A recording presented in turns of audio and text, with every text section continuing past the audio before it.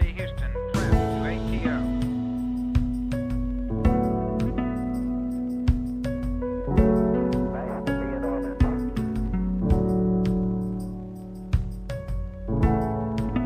Beautiful, beautiful.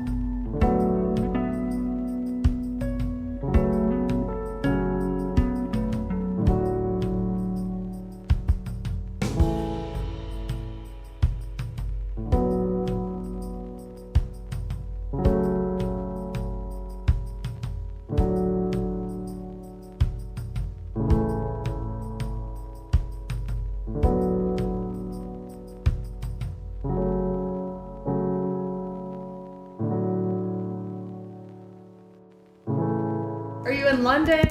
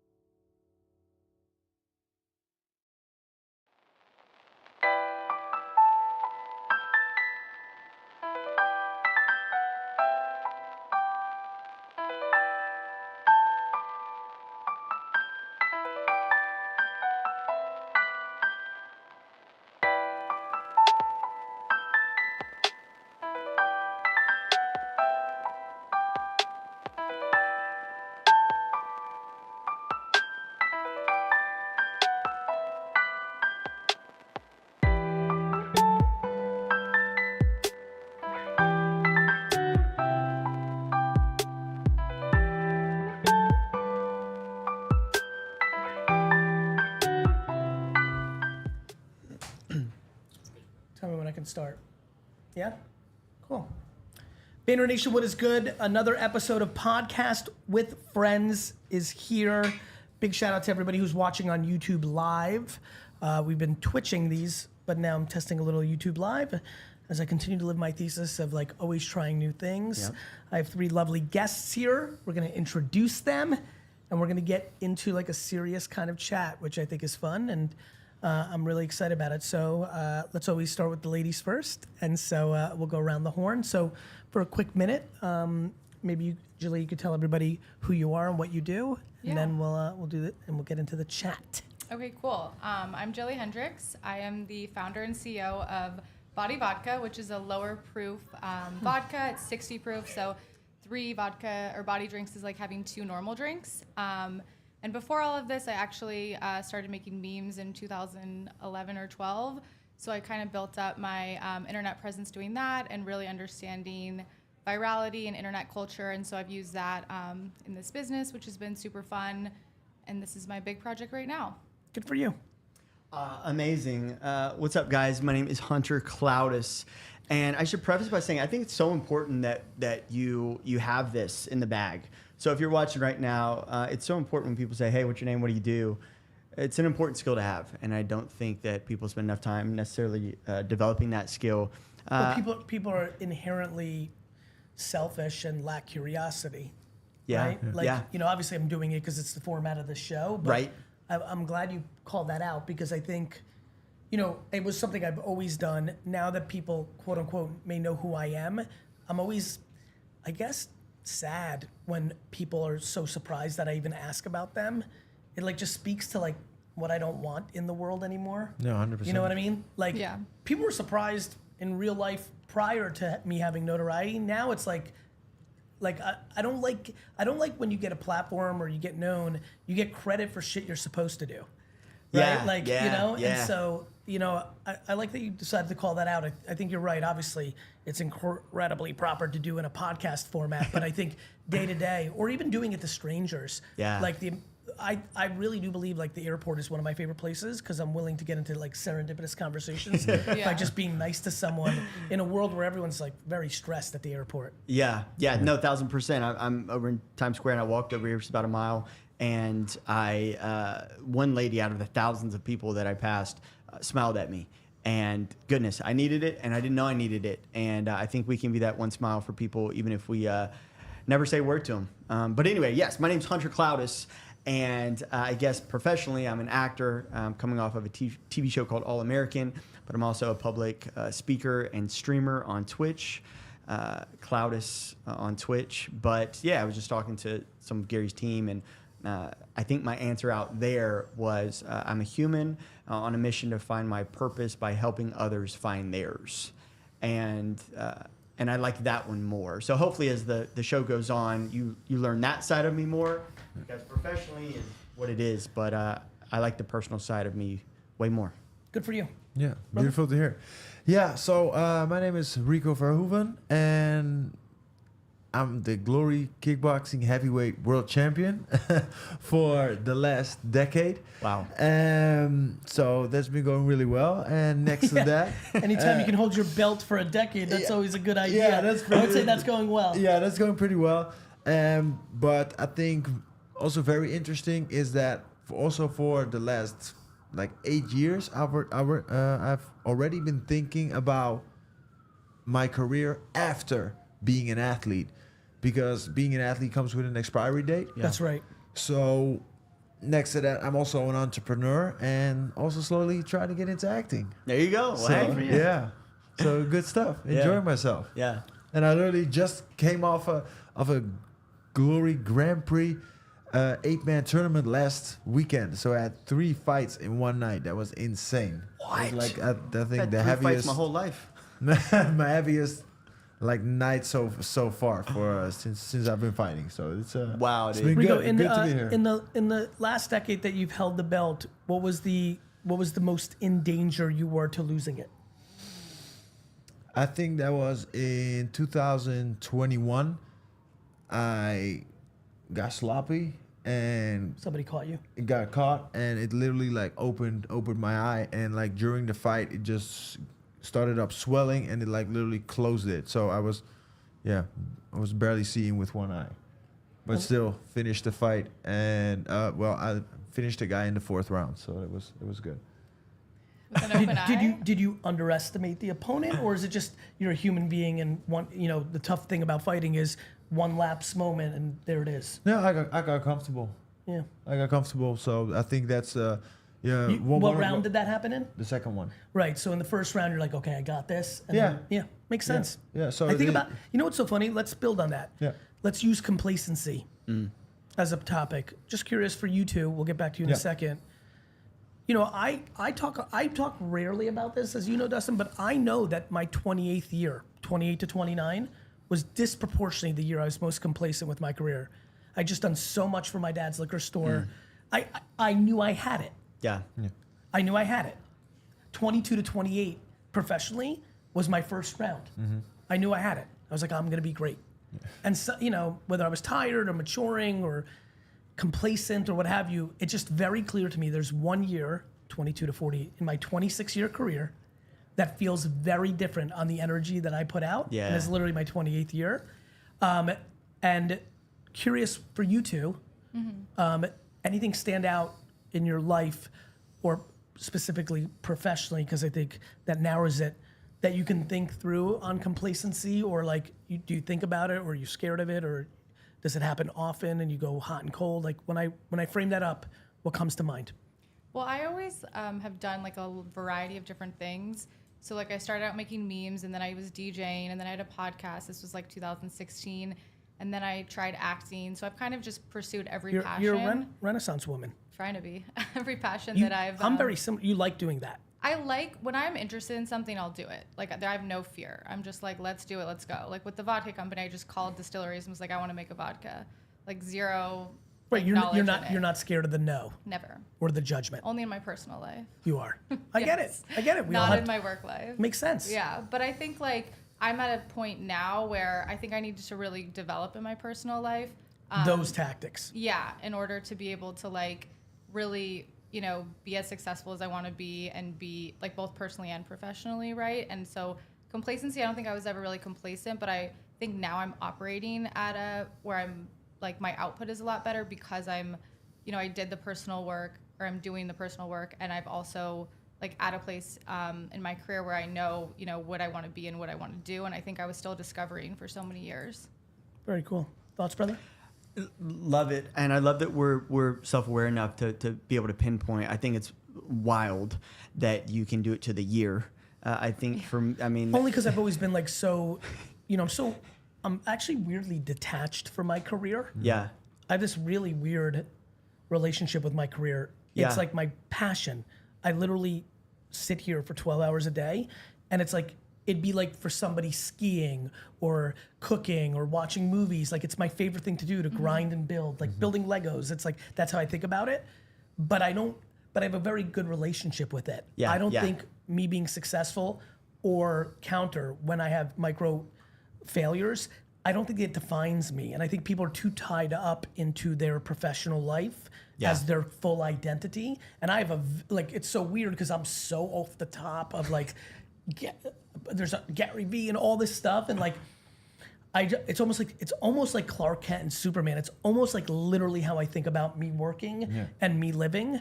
It's like two totally different things. And I have so much more of my emotion wrapped up into who I am as a human than who I am as a professional. Yeah.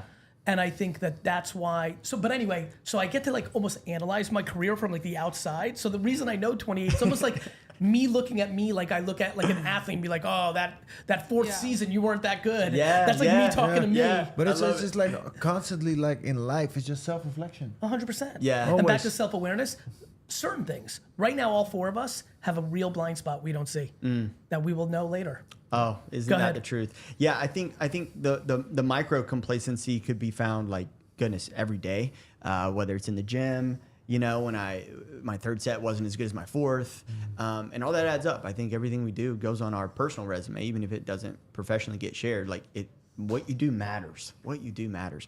I think professionally, like macro, big picture, I think I got somewhat comfortable on the show I was on. It was called All American, and it became wildly successful. It was during the pandemic that really helped us, quite frankly, because everyone was at home watching Netflix, and All American was the #1 show on the #1 streaming platform. So just overnight, like my life, like Changed. I hit. And How old were you at the this time? was maybe 27, 28. And then I would say over the past, when that show came to an end for me, it was back to a life that I hadn't lived over the past 5 years, business meetings, auditions, things of that nature, where when I was on top. When that was hitting Yeah. in year 3, 4, and 5 of that, Yeah. did you think you wouldn't have to do that anymore, and like that this platform would allow things to come to you versus you going and having to fish for it? Yeah, I think there was a little Which bit makes of sense. Yeah, no, I think I there would was- have thought that. I think there was a little bit of that. I think you're like, okay, cool. I'm series regular. I have the #1 show on the #1 platform. Like, when this is over, they're gonna be calling me. Yeah, of course. And it was really cool. Did you have a gut punch in did you have like a moment of self-doubt where like, wait a minute, everyone in this game of Hollywood was able to see me and all this stuff, and they're not calling as much. Do they deem me not good? Was there a moment of that? Man, if there was, it was a split second. Yeah. I really try and Stay control what positive. I Yeah, can control, yeah, because that's not on me, and just always bring the best product forward, whether, no matter what I'm doing, I just try and bring my best and the best.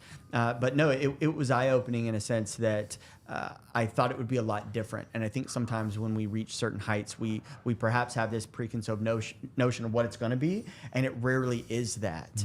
And I think our ability to adapt on the fly is imperative. And I think that we are all able to do that. And I think everyone is able to do that, but it does require practice and trust in yourself.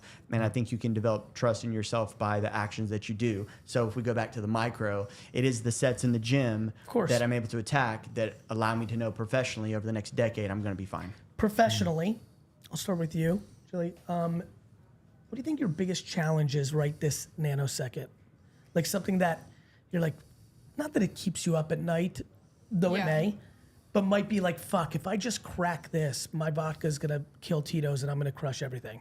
Like, or like, like that pain, Yeah. whether it's an annoyance or a genuine like, fuck, I'm worried about this. Like, what is that for you right now? For me, I feel like it's just personally, like, I think it's worthiness.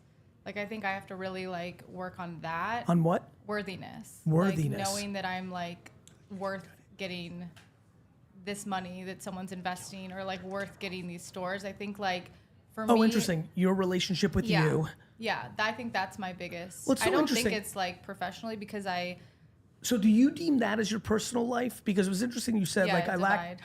Yeah, and I want to jump into it because I think Yeah. it's really interesting where you're going. You're not scared to start. No. So you lack the fear of other people's judgments if things fail, which is huge. Yeah. But your relationship with yourself, once it gets going, is challenging? I think always my relationship with myself is challenging, and that's something that like I work on every day. Break down this juxtaposition that you have this level of insecurity that you have with yourself, yet this incredible confidence to try things. That's a really interesting paradigm. I think it's the Leo Capricorn in me. You Okay, know? break it down for me. I don't really know how to. I mean, I'm still trying to figure that out, to be honest. But I think on it's the part that you're like insecure or whatever, Yeah. right? That really does reflect to worrying about someone's judgment besides your own. You know that, right? Yeah. And or that was instilled in you. Definitely, it's like, you know, how I grew up, like things that happened to me in my life, like other businesses I've had or worked on. You know, I think all of that. You comes mean those up. failures? Not so much the failures. I think it's just the situations that happened during those times, I guess. But it's like, it's really Relationships with people? Yeah, I like think people it's- fucking you or this, or that just kind of like stuff? that kind of stuff. Yeah, Yep. or things I would do differently. But it's like, it's not about failure. Like, I'm a very open person. I've got nothing Clearly. to hide. I'm like, whatever. You know what I mean? Yeah. I'm not going to sit here and, you know, No, say you're like- everything's you're- shiny when you start a business. You're you know? sitting here bringing a lot of value to people right this nanosecond. Yeah. But I would say, yeah, I mean, I think that. Like, break it down for me. Like, you get an account Yeah. and you don't, like, AKA your vodka is now going to be sold in an establishment. And you walk out and say, did I deserve that? No, it's not like on that small of Okay. a level, I would say. Like, Right. it's much more of like a larger Got it. thing. It's sort of just like, I think that your subconscious obviously plays a huge part in how you show up every single day and how you 100%. react to things. So I think for me, that's something I'm constantly aware of. And I have to remind myself, like, oh, am I reacting from this place of feeling unworthy, or am I reacting from who I actually am? So I think I've like learned those tools. And so like that, I think is going to be like the biggest reason why I know my business will be successful. Because I Clearly. believe in my product wholeheartedly. There's nothing like it on the market. You know, it's creating something new. People love it. It's really all about like distribution and sales. Like we have the other stuff on lock, and I know we'll get there. So it's just like I have like so much faith in that. But I think it's just like I work on every day, like making sure that like my mind is right to be able to do that. You know? I think that's right. Okay, brother.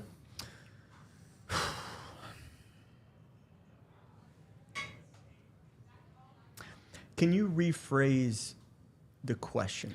In the framework of your professional career, Yes. or your ambitions, whether you're like he may go into like, what does he want? He may frame it as his next transition, or he may stick within what he's doing now. But for you, what do you think is most kind of like nagging at you, or a struggle, or like something that you're aware of, like stopping you from achieving what you think you want? Or like, you know, she could have said like, I know that if we get like, she could have went very nano. She went to a place I love, which is Foundation, but she could have said like, these big distributors don't like, you get in and like, I don't get attention because I grew up in liquor. I'd be like, okay, well, here's your, like, you know, like, I'm just curious of what people are like thinking about, you know, like, I'll go. I have 2,000 employees at VaynerX. We're on the verge of becoming the most important marketing company in the world.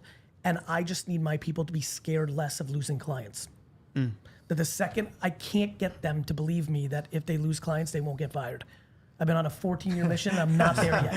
Yeah. You know? Yeah. So like fear, Yeah. the elimination of fear of 2,000 people that work in a shitty industry where everywhere else acted one way and I'm acting different. They don't trust me. It's like a dog that's been scolded. But I don't think that it's as much about you, but it's just as much about the industry, because that's And them, what's happening of now. course, Everybody's of so course. negative that, oh, if you fail, you get cut off and you have to start over again. Bring it But to your that- point. I know it's not me.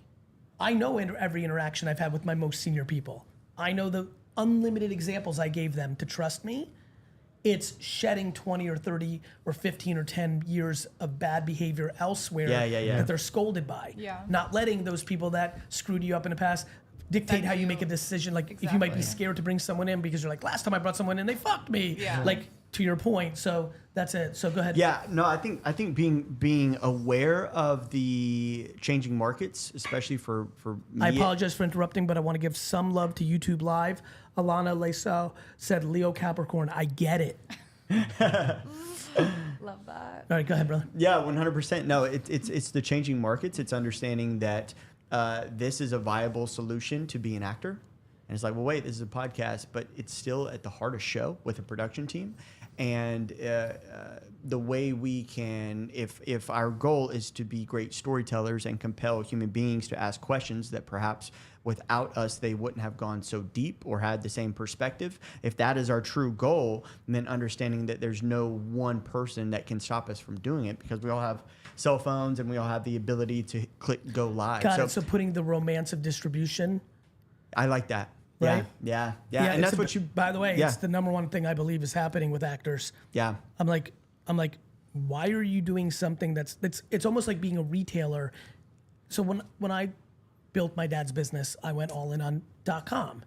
And the amount of liquor stores that did not want to do .com because it's not how they saw the world. They're like, no, a store is a store. I remember having literally I remember in 2001 having a conversation with a guy, and he's like, how many stores do you have? It was like a liquor store convention thing. Yeah. And I'm like, well, one, but our .com, I feel like we have many. And he goes, kid, you have one. I go, sir, I have one with a website that I feel gives us more location. He goes, kid, a website's not a store. I go, sir, websites are the only store. Yeah, man. Yeah.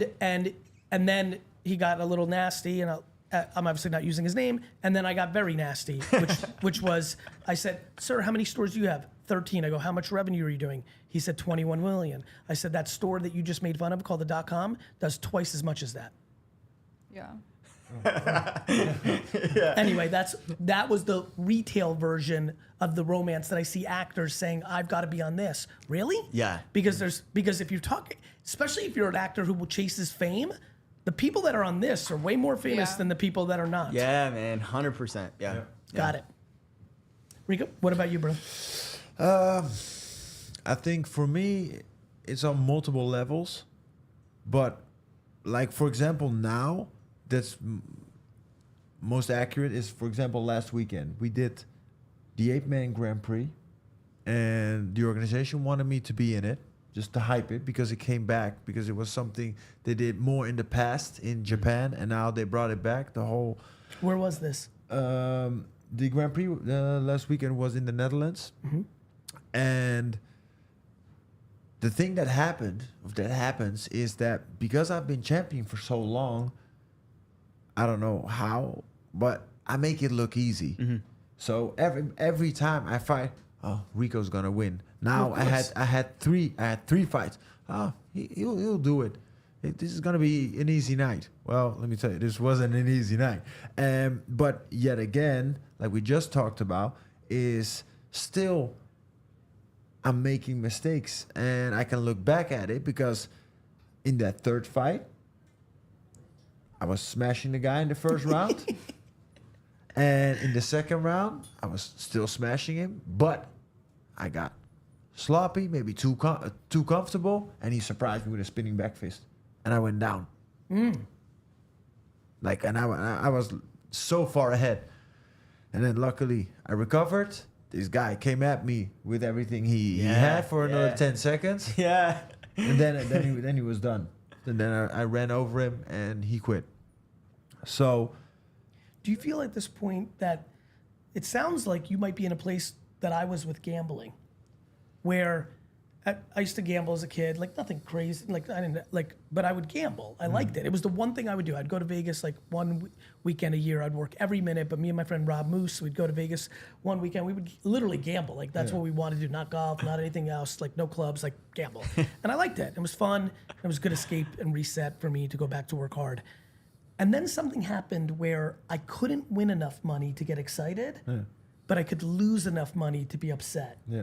And I wonder if you're in This is such a beautiful thing. yeah, this is what you're saying. You're saying, look, I just won this tournament, but yet, because it's so expected, the high of winning the tournament was only here. But had I lost, Wow, I'm getting goosebumps because I literally drove back with my girl. We were in the car, and she was driving. I was looking at her, and she was looking back at me. I said, like, I don't know why, but for some kind of reason, not exciting. I'm not on that level. Yeah. I probably, if I would have lost, It I would be devastated. correct.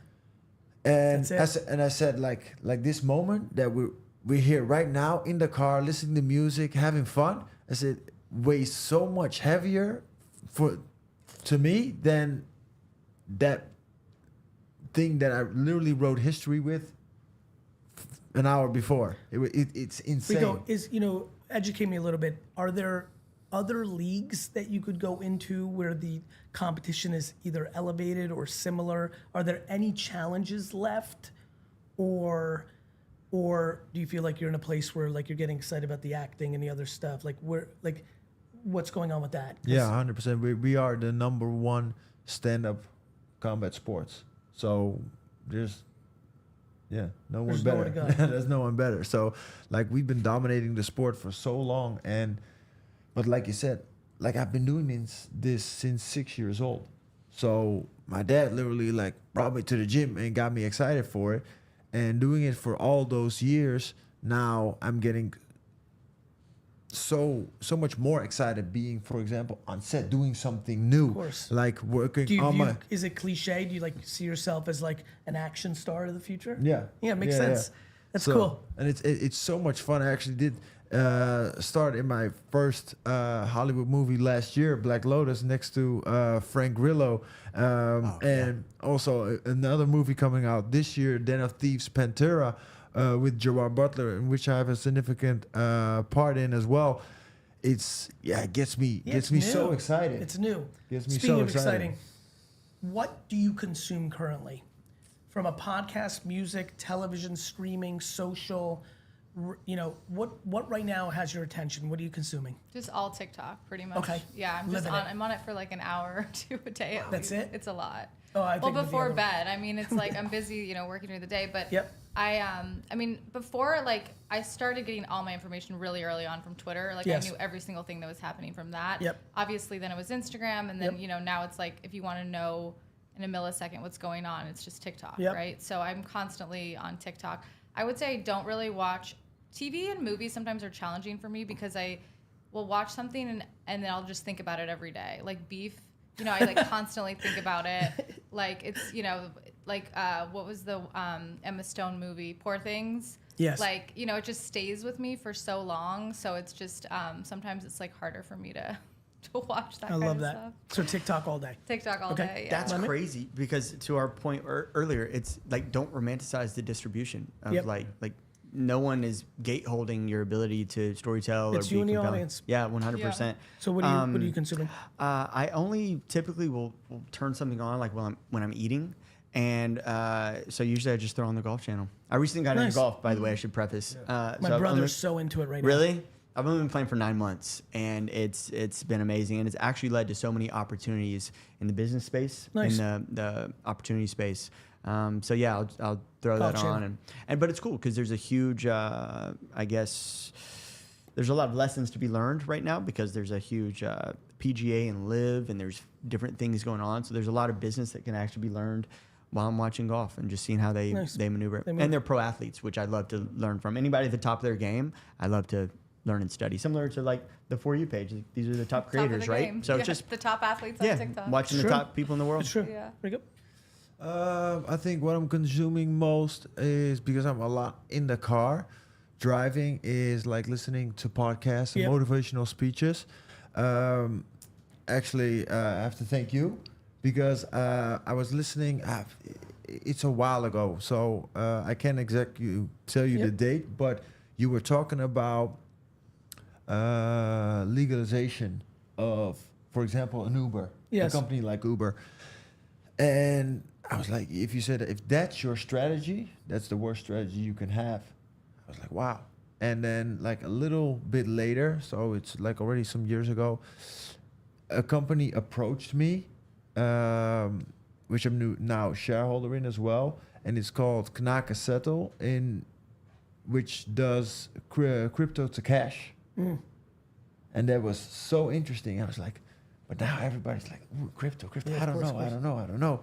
And I was like, no, but if like you said, like if legalization is the thing that's holding you back, somewhere down the road, is gonna happen. That's right. So I jumped the in. incumbents that try to hold you up and use government, obviously, actually, I say a lot of people in the chat right now, big conversation we'll get into in a second, but I'm glad you took that nugget. People don't think about 2, 4, 6 years out. Yeah. Everyone's very transactional. I love what you said when you, Jilly, when you were talking about like, I know we'll get there. The number one thing that has stopped so many brands in alcohol in America from getting there is how fragmented state by state laws are. Yeah. How much leverage the consolidated wholesalers have.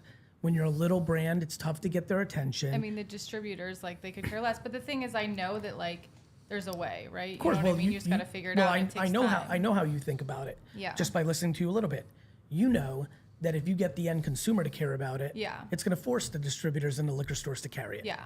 We have a very community approach. Like, we're building from the bottom up versus, like, celebrity-driven brands that are, which are amazing as well. No, I would argue celebrity-driven brands have built from the bottom up too. They're just cashing in on all the work they already did. Yeah, but I guess you're already starting out with that, right? We Yeah, didn't but- start out with No, a but Kevin following. Hart fucking did 4 fucking club events a night Yeah. for 13 fucking years Yes. before he got his first TV gig that later Yes, he ate yes. shit for 22 years Of for him to course. be able to be like, now buy my fucking shit. Yeah. So I actually argue, especially the ones that have really won, when I think about Ryan Reynolds and The Rock and Kevin Hart, talking about people that fucking grinded. Yeah. For I don't mean, years. like, from a I know, working, I mean from, like, I know, but I'm actually making Yeah. a different point. Yeah. I know that you weren't like razzing. Of course. I'm saying that, ironically, you're just doing the same exact thing. You're starting it at a different point. Yeah. They're creating an alcohol brand 15, 20 years after leverage. Yeah. You're taking a skill set that you've learned in the last decade and deploying it against something that has more economics against it, like a consumer packaged good. Yeah. Exactly. Great. You want to be in my next investor? Listen, I didn't get here by being strong or handsome. I Yeah. got here with my brains. All right. So what else is like? Oh, actually, I'll tell you what I'm consuming with. I love this new app called Break the Web. It's really interesting. It's basically trending. It's AI against the entire web. It's sick. Twitter trending topics Okay. and Got it. TikTok for you culture, just with a little bit more of just analytics. Like right now, SpaceX Starship or bobblehead heist. Like this is literally the 12th most conversation on all news outlets. Jaromir Jagr had a Pittsburgh Penguin giveaway. It was postponed because people stole it. I also want to always know what's going Yeah. on. So shit like that gets me excited. Where as AI technology advances, this is now doing for the entire web what I used to get from Twitter trending topics. That's Yeah. sick. Yeah. That's Interesting. really cool. Yeah, so that's cool. What about actually, here's a good one. What is something that you would say that happened in pop culture that was instrumental in your life? Whether it was like a Harry Potter movie or when a famous person got kidnapped or when, hopefully something a little more positive, like, like when Disney World opened in Paris. I don't know, like what you got. I think you got something. Something came to mind? Yeah, Go maybe ahead. if we can stretch the pop culture, Go but ahead. for me, it was the pandemic period Okay, where yeah, everything that's was pop culture. completely changed up, and it. How'd you deal with the first week of COVID? First week. With confusion, and I didn't know what I was and what I wasn't allowed to do and where I was and wasn't allowed to go. As a matter of fact, we were in the middle of a scene, like not on lunch or not like Actually in the middle of a scene. actually in the middle of a scene, someone rushed in and said, "Hey, Everyone has to go home." Everyone stop!" And we were doing our lines, shooting it. We got to go home right now. We have to wild. shut it down. So it was just like, oh no, what is really going on? So it was a lot of confusion at first, and then after a week or two of being like, this is great because I am just chilling. It was like, okay, cool. This is a really pivotal moment in time where there's going to be a lot of time to self-reflect and either self-develop or be self-aware and figure out that you are more of a passive person opposed to an active player. And for me, I found out that I'm very much an active player. That's when I started streaming, live streaming on Twitch. I've been doing it for 4 years now. And we actually, at one time, I was grinding it so hard, I became like one of the top 100 streamers or top 300. But it's out of 8 million streamers. So fun. And it was What so were you fun. What were you doing on stream? I was loosely streaming a game called Fortnite, but I was doing a ton of this. It was just chatting under the cloak of, hey, I'm playing a video game, but Yeah, it of was course. inviting, and it was a chance for me to put on a show, for me to be an actor, a producer, a director, lighting, sound, costume. I was the guy. Nice. Yeah, it's cool. And it was great. And I still stream on there today. you go. So it really taught me my skill set was much more profound than perhaps I'd initially given myself credit for. Good for you. Anything come to Yeah. mind as a kid or Yeah, teenager? actually, it does. By the way, Strange- back to fighting, if I may. One of the most significant moments of my entire life happened the night Mike Tyson lost to Buster Douglas. Yeah. I was so shocked. I was so shocked. I'm not sure. I'm trying to think. I was 15 or 14. I just could not believe it. I literally didn't go to school on Monday. He lost on Saturday night. It was Tokyo. It got You were, like, aired. devastated for a few days. There was no internet, so I didn't even know it was coming. Like I was devastated. And once I got down from the shock, it just kind of reinforced something I intuitively knew, which was like, nothing is guaranteed. It was just a very big moment. I think about it a lot, actually, randomly. I don't know if my body had ever been more shook. You know, obviously there's been big events, Yeah, 9/11, of I was course, of very course. close to COVID. There's some real serious shit, but like from something that's a little bit more pop culture mundane, I was so taken aback. I just could not believe it. It was just like a big moment for me in my childhood. Wow. Yeah, go ahead. Yeah. So actually, while you was asking the question, I was thinking about it, and for me, what literally came up was actually pretty funny because, and I'm still a huge fan of the movie The Lion King. I'm forcing the Disney movie The Lion King on my kids because I still like it, and I literally watched it so many times when I was a kid. This is amazing. Like my mom. By the way, my mom do you know went crazy. do you know that I went to the Lion King on a date because I was in high school and cried when the dad died? Yeah. Which pretty My much parents ended. took Yeah. me to the Lion King and I cried too. They had to like take me out. Yeah. Because So- I was too upset. When the On a dad died, date? I, It's too I upsetting. cried with Simba's dad. What was his name? Fucking Mufasa. When Mufasa dies, I am a senior in high school on a date with a girl like that I like. Start crying seriously. Yeah. Game over. Yeah. So, but Today, it would have completely locked it in. Oh, yeah, Back then, it was the 100%. 90s in Jersey. They're like, you're a puss, get the fuck out of my face. yeah. So But I never wavered. I didn't try to hold back the tears either. no. I was like, fuck Did you it. go on a second date? No. No. Like, I lost. But, like, she really lost. Yeah. For sure. Yeah. yeah, that's what it is. No, so, but like thinking about that, I think that yeah, I don't know, but that movie has Lion so King. much in it. Truth. Yeah. Truth, perseverance, overcoming, and finding out who you really are in life. Yeah. I think agree. it's such an interesting journey, and I'm literally like, this is what's coming up right now. I literally never thought of this, but you asking that question was exactly the right question right now to ask. And for me, thinking about it, this is what came up. So it's I love it, and I still like I watched that movie Do you know like what the 2 odds weeks ago or were something. that the Lion King would be the most profound thing of everyone's day that's here and on stream? Like that the odds of like, I'm so happy right now. This is how I think about life. Yeah. Like I think about like dialogue. This is why I want this format of just like chopping it up. Oh, speaking of which, I got a fun little game to wrap before we wrap up the show. These are my VeeFriends. So back to Lion King and inventing a world. I created this world called VeeFriends. There's a kid's book coming out. You're looking at it. Sick. Launched with NFTs. Now it's trading cards and toys and all sorts of stuff. I want you to open up this pack, look at the 4 cards, and tell me which character you most associate with. Love it. And why. This is sick. Ooh, I got it. Can I open this up or? You never open up cards in your life? You I just did, bash but people? it's a long time ago. It was a Pokemon. I didn't open Pokemon. I just bashed boys for their Pokemon. Ah, come on. I'm kidding. Ooh, you got a good card in there. But look at it. Okay. Really try to. Man, I got some good ones. Okay. I'm gonna give you a few more seconds to look at the characters. Look, oh, very good. I got mine. Man, I got two that I'm really struggling with, but I'm gonna go with this. All right. Jilly, start us off. I guess this. I don't know which camera. Don't worry. The mint mink. Yeah. Why? Well, it's body blue, first off, so it's on brand. I Got like to it. keep everything really.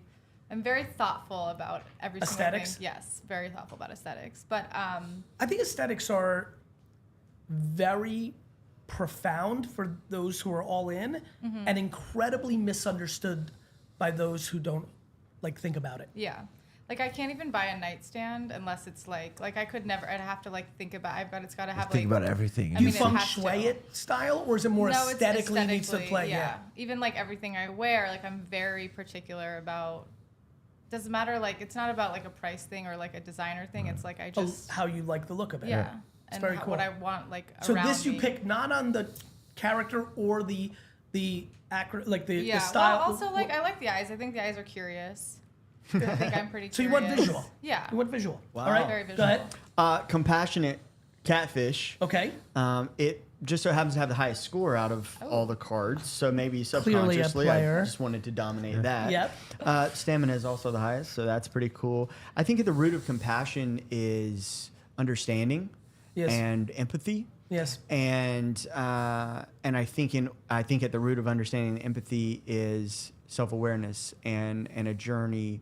However old you are, that many years has gone into you developing your sense of style and eyes and mind and touch and feel. It's you. So at the root of it all, it was loving people, and I think that's why compassionate catfish was the one that I went with. Nice. Reek? Well, I don't know why, but for some kind of reason there was This is amazing. the versatile Viking was in it. So Look at the bang. Viking. Bro, you are the versatile Viking. You got the holographic. Look at this. But not only that, but look at the body of the versatile. Yeah. He's actually the versatile That's Viking. sick. Yeah. So I don't know how this happened, but everything happens for a reason. I love it. So he has his hands up. And by the way, back to the trait, you actually are starting the journey into more versatility. Yeah. You've done a core thing for a while. Yeah. So not only do you have the same abs, chest, and arms as this man, you just need to grow out the facial hair. Yeah. That's some A of it. little bit, not too much. I love that. But it's yeah. Mine was- it's so dope. He has his hands up. He's a winner, and I think with that mindset, I go into life. Yeah, let's go. But with that mindset of wanting and trying and willing to be a winner, I'm not afraid to fail, because from all Clearly. the moments you fail or you haven't been honestly- successful, you've learned so much, and I've gained so much. When was the first So- time you lost a fight? Coming up the ranks. No, I was so young. I think Yeah, I was sure. around 11 Uh-huh. or 12 And? or something. Because for It- you to it be hurt. this big a time of a champion, there's natural talent. So it's not like you lost your first 10 fights. Like you were winning a little Yeah. bit, right? Yeah. And then you finally lost. Yeah. And how did it go down in your own mind? Do you remember? Yeah, so that was actually also the moment that my dad brought me to another gym, because I just outgrew the small gym he was I teaching see. in. So, and from that moment on, we just kept on building the brand. And What's the toughest loss person- of your career? The toughest loss. That's a good question. The toughest loss. I think that was the year before I became champion, and I lost from the guy that was dominating the sport for the last 5 years. What And was his he's, name? Semi Shield, and he's, I don't know, seven something. He's huge, 135. If you think I'm big, I'm small next to that guy. So I was fighting him. I was like staring up, it's like, and in my mind, like, I'm gonna smash you. But it's a difficult thing, like looking up to somebody. It's like, I'm gonna smash you today. So and I think that literally hurt, Did you get knocked out? Or No, I lost on points. minus points? But the beautiful thing was like he Were you became, hurt in the fight? no. Yeah, well, I just lost on points. He was so much better. But like he became champion again that evening, and after the fight, he passed my dressing room, and like I gave him the nod, and he nodded back. He went out with the big belt and the big check, and then he walked back. But I've told the story so many times, so probably he knows now, but he didn't know back then like how much that moment impacted me, because he came back into my dressing room. He said like, Rico, I just wanted to tell you. He said like, you won my toughest fight tonight. He had 4 fights that night, so it was a 60-man tournament. It was insane, and he said I was the youngest competitor, and he said like, you won my toughest fight. I said I don't know when, but within 1 or 2 years, you're going to become world champion. I'm 100% sure. And he retired, and the year afterwards, I became world champion. So I don't know if he was a visionary or something. Honestly, I want to jump in on this. You've talked a lot about a lot of kindness and things of that nature. I really love that story. I think about that a lot. I love giving flowers to people. Me too. I really do. And I don't understand how people don't understand.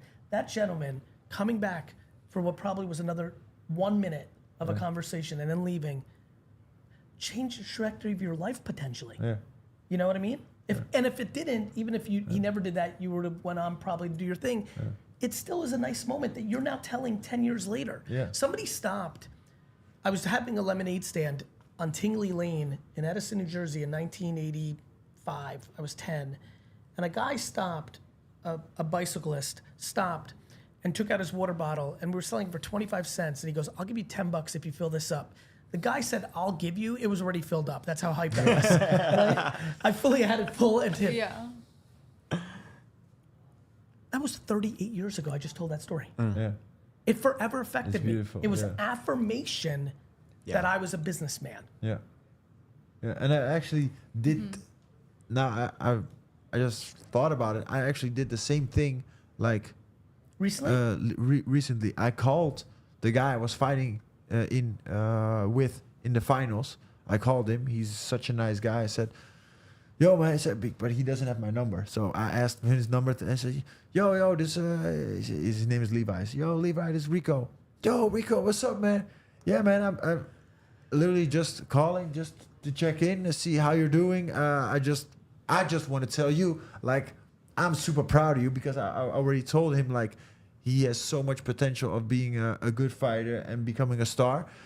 And I said, I'm so proud of you. You did so well, and you surprised me. You surprised me with that spinning back fist, and I take my hat off to you. And I don't know, this wasn't your moment, but It will come. Yeah, it will come 100%. That's So he awesome. was so thankful for that as well. And it's just like I said, Right. it's When you beautiful get things to flowers, you do give that. flowers. Yeah. Julie, what would you like everyone to know before we get out of here? I want to give you a few seconds to Oh. find your vodka or check out your videos. yeah. I want to give you a few seconds to Cool. You can promo go it out. to Drink Body, which is our Instagram and TikTok, and Yep. follow us there. It has all the info where we're sold. And then What states are you in at this point in the U.S.? right now we're in Chicago or Illinois, Michigan, Indiana, New York, Connecticut, Jersey, Texas, and Who's your then distributor in Los Jersey? Do you know? Angeles. Jersey, we are in the process of moving, so we'll talk about that with you later. Understood. And then my personal is just Jilly Hendricks, so I post about vodka and other fun things I'm doing. Amazing. Yeah, I think where I would love to see you guys would be on Twitch. I live stream over there, Cloudus on Twitch, and Billy Bob, Corso, Petey. It'd mean a lot. I do a lot of introspective conversations and tie it all back in. So if perhaps you think it's just going to be video games, I promise you it's not. I love it. Yeah, so I think the best thing is just next to just I want to leave you guys with something, and just follow your heart. Do what you want to do in life, and I think that's the best thing and the most beautiful thing you can do. And don't let anybody tell you anything else. Just do things because you want to do it, and not because people expect certain things from or, you. or you're trying to impress someone that's not Yeah. yourself. Exactly. Because let me promise you, there's a lot of wisdom in this episode. When you get to 70, 80, 90, that regret is going to eat you alive. When I tell you the regret of 70, 80, 90-year-olds who I spend time talking to is the great fear of my life besides the health of myself and my family. Yeah, yeah. I don't want to be in a world where I say, I wish that I. No, I really. By the way, I see somebody said what my card was. My card, I was debating between the passionate parrot, because I'm fucking passionate, but the persistent penguin. I'm really persistent. Like, I really chip away. Like, when I want to accomplish something, I really value my persistence, because I think grit and persistence and my incredible love affair with being uncomfortable makes me very happy. And I think right now the world, especially a lot of youngsters, and when I say youngsters, I mean the 15 to 40-year-old set, not Gen Alpha. I'm talking 15 to 40. I think the youngsters, a lot of them don't believe that they should be uncomfortable. They misunderstand when someone says, follow your passion, do your thing. When you follow your passion and do your thing, 80% of it is eating shit for the first 5 years. Yeah. And people become so allergic to micro discomforts. Yeah. And perseverance and grit have come out of fashion. And it's created an enormous ecosystem of entitlement, because the world is incredibly amazing right now. And there is speed to everything. And like I think as an 80s baby, I got lucky. Like, if you missed your favorite TV show because your parents made you go to like the parents teacher conference and you missed like the Wonder Years, you had to wait to the summer and get lucky on reruns to see the episode you missed to the whole thing. Now it's like you can have anything. Like, literally, you know how insane that is? Yeah. Like, you would have a favorite show in 1987. Your parents are like, we're going out to dinner. You're like, no. You're like, I gotta watch the episode. They're like, no. And like, you had to go out, miss it, and then wait 4.5 months to hope and pray reruns came up, and you would get lucky to catch it. Yeah. Yeah. But I do have to say that an important thing is that when we tell you, like, follow your passion, is that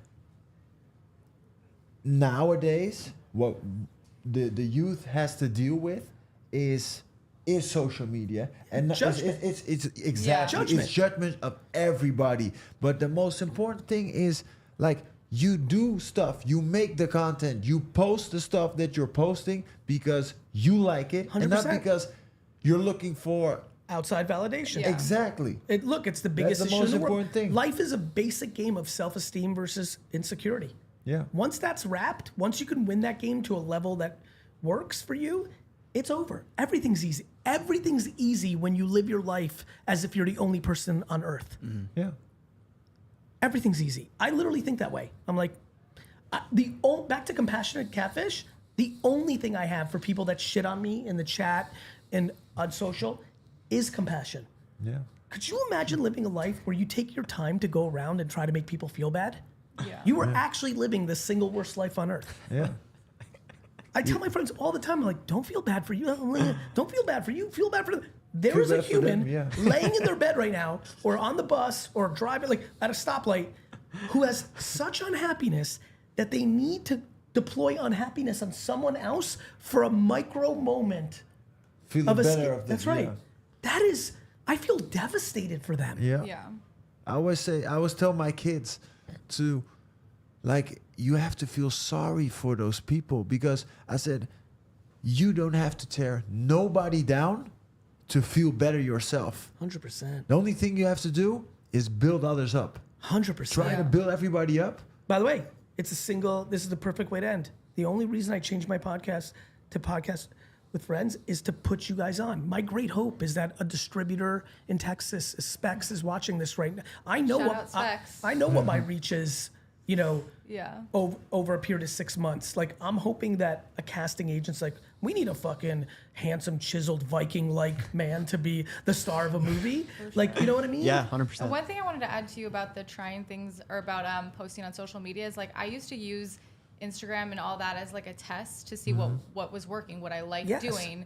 Did I feel like this was something I was passionate about? I tried everything out on social first before I put it into motion. Yeah. And I think people are afraid to put it out there because of the judgment. I love that. But it's like, just do it anyway, and you're going to learn so much about what you like, what you want to do, who you are, and all of that. I So love But you you're for such that. you're I such would an do that. inspiration because Thank you. because You what two you should fight. yeah Who do you think will what win? you- Oh my because God. what I you- would just like go in the corner. yeah, no, because what you're saying is like, hey, I've been trying so many things, Yeah. and you're literally just doing it, and that's I think the scariest thing that It's everybody's my number one. Just do And it. you literally Thank do. You do two things that I really adore. One, lack the fear of the judgment of what you're doing. Yeah. And two, tasting shit. My number one advice for everybody 15 to 25 that's watching this right now is understand before you're 35, do as many random fucking things Yeah. as humanly possible to see the thing that really gets you fucking going. Yeah, and then you Like- feel good about doing, because some stuff brings you money, but you don't feel good about it. Correct. you And can't by the do way, that. the way the world's structured now with social, the thing that you love doing, if you do it for 12 hours a day because you love it so much, finds a way of making you Yeah. money. Yeah. Exactly. Yeah. Anyway, thank you for 100%. being on, everyone. Thank you Pleasure. so much. Thank you so much. Let's go. Thanks for watching, YouTube.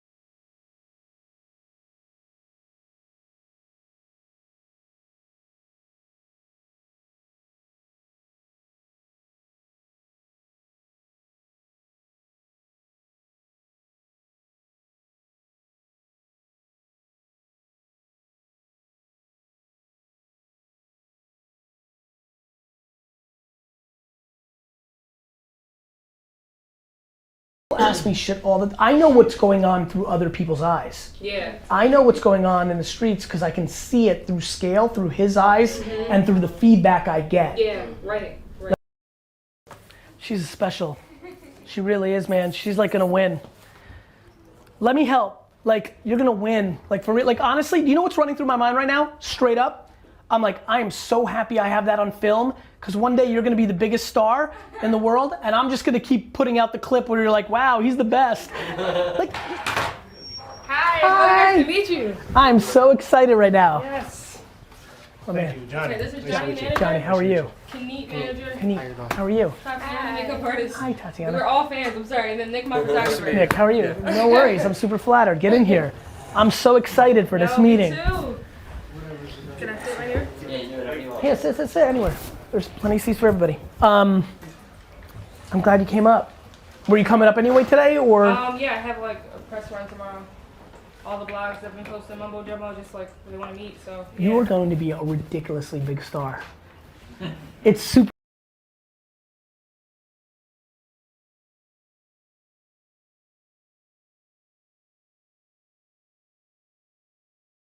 I'll tell you why it's fitting that I do this interview, because I idolize this dude. I've been watching him from when he came on the scene, and he just blew us all away. When I say us, there's a bunch of folks out there who think and write and talk, etc. And then there are a subset of us that also grow some businesses. And this guy came along from a growing businesses perspective. So I don't know, I mean, look, you've read this stuff. You know the Belarus hawking baseball card, you know the wine guy, you know that shit, right? But let me tell you something.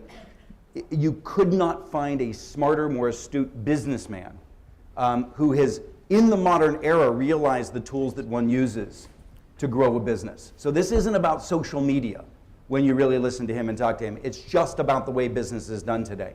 In addition to that, he lives his brand. Look, he is an egomaniac, narcissist, fantastic guy who just kicks ass, is the bottom line. So this is going to be a lot of fun, and I've been looking forward to it for quite a long time. Thank you, Keith. All right, with that in mind, the way I want to try to divide this up is into 3 parts. The first part is a short one to talk generally about content and storytelling, and to talk a little bit about how one gets one message out there in the aggregate. But what's really powerful about this book, by the way, and you'll notice it's just dog-eared to death and back, is the way, I mean, in the way that we consume media today, he created a book, which is so weirdly interesting and antithetical, because this is an old media platform, and he created and he used it in a new media way. You see story after story, and every one embedded in that is like a little Hershey's kiss of a gift, of a lesson to learn. And so I'm flipping through it, and there's tons of stories. I don't want to lose the stories. So what we're going to do is we're going to talk generally about content. Then we're going to go through each of the major platforms that every one of you should be understanding and using. And I'm going to throw out some stories. He's going to tell you some of those stories real time. Right? So hopefully all of that will drive you right to the back of the room. Look, this guy doesn't need your money, but you I'll better take it. Yeah. Actually, that's true. He will. But he doesn't need your money, but what we want to do is he wants to change the way you live your life. And so go buy the damn book, and we'll get back to that. All right, from a content perspective generally, I mean, this book, you know, jab, jab, jab, right hook, is really about give, give, give, then ask. And that's why I love the guy so much. It really is about how to be of service. How do you serve in life and in the social media world? Let me ask just generally about the jab, jab, jab philosophy, and relative to telling stories online. Are there any simple formulas associated with telling a great story, or as you point out in this book, the story is really tied to the platform and therefore it's different? But are there any uber concepts that people should think about first? Some level, first you have to know your story. I talk a lot about, I said something yesterday during a book signing that really stuck with me, and I don't say it often enough, which is, if you're selling shit, there's nothing I can do for you, right? my purpose is to get you as much exposure and awareness and attention as possible. That's the only thing I've ever tried to do for my business, myself, and the businesses I'm involved with. But they're really just at bats, right? They're just at bats to give you another chance to storytell. If you then are lucky enough to convert on your right hook and somebody buys your book or your wine or hires your service or buys your cell phone or whatever you sell, if that product is then not good, you're really in a troubled spot, because now you're no longer in a place where what you did was you hunted well, but what really matters is farming, right? Retention, lifetime value. Do you get a second sale? This book is going to do much better for me, very honestly, than my others, because it's better, and thus I've already seen the word of mouth. I mean, I watched my Amazon rank on Thank You Economy and now on Jab, Jab, Jab, Right Hook very carefully. And, Thank You Economy has the big lift because I'm good at promoting and I did my thing, but it slowly declined because I wasn't getting virality. To wake up this morning and see that it's gotten more sales, it's going down, means exactly what I thought would happen. Yes, I can show up on all the podcasts and do all the right things, but it's been everybody's word of mouth. And listen, and you said it, and DJ just walked in and said, people are coming up to me and they like me. I have a lot of friends and I've done a good job in building relationships. People have found it very awkward to tell me what they really feel. This first week has been really fun for me. People are coming up to me and saying, this is, no disrespect, but I like this the most. Because, all of them are like children. I think at the end of the day, the first thing is you have to know your story. To know your story, I actually think this is the biggest thing I hear all the time, which is, what is my story? The funny thing is, I actually don't think that that's the real question. I actually think people know their story. I think people just don't have confidence in what they actually sell. I think salespeople are the best. Salespeople are the best people. I've never sold anything in my life that I haven't believed in. That's why my wine show, for ones that know that background, did so well, because I panned so many of the products that I sold, which built so much trust, because I just was scared. Let me pause for a second on that, because one of the things I've noticed about you is clearly, as you can tell, his sense of passion, right? He and I share that as friends, but there are certain types of people who seek to find the passion in things for themselves, and you do. While you say, you haven't sold anything you're not passionate about, you also really work to find the passion. And then in the same regard, I'm sure you've got to go to some of your clients and help them find the passion in their story. Take a big company like GE and our mutual friend Beth Comstock. Maybe you can talk a little bit about how do you get a big company that actually wants to shift away from its consumer. If anybody thinks of GE, you think of light bulbs, et cetera, but that's not even their business, right? So how do you get a big company to find passion in a story that they might not even find the passion in? They're different because of our mutual friend, and she's pretty special. GE's the one client I have truly that from the day they hired us, let me do my thing, right? Anybody who follows GE on social networks, we put out Ryan Gosling. How different, how similar am I to the person you met? Oh, extremely. Extremely. Yeah, it's Parker, it's you can't even imagine how similar I am to the person Brandon met in 1990. I knew who I was and I was who I am, in a way that's kind of weird. You agree with that, Brandon? I agree, because I think most people go through different things. And yes, you have a little bit here and there, obviously, but deep down, you're very, very similar. Your core principles, you know what I mean, have always been the same, always. And what are those core? I see those. I see that in loyalty and wanting to bring people up and just the heart-to-heart talks. I see a lot of that, but I'm curious to know what would you say some of the. Yeah, go ahead, Brandon. This is actually more interesting for me than me. Parker's heard me speak on the internet for 15 years. When you hear him say that, what do you think?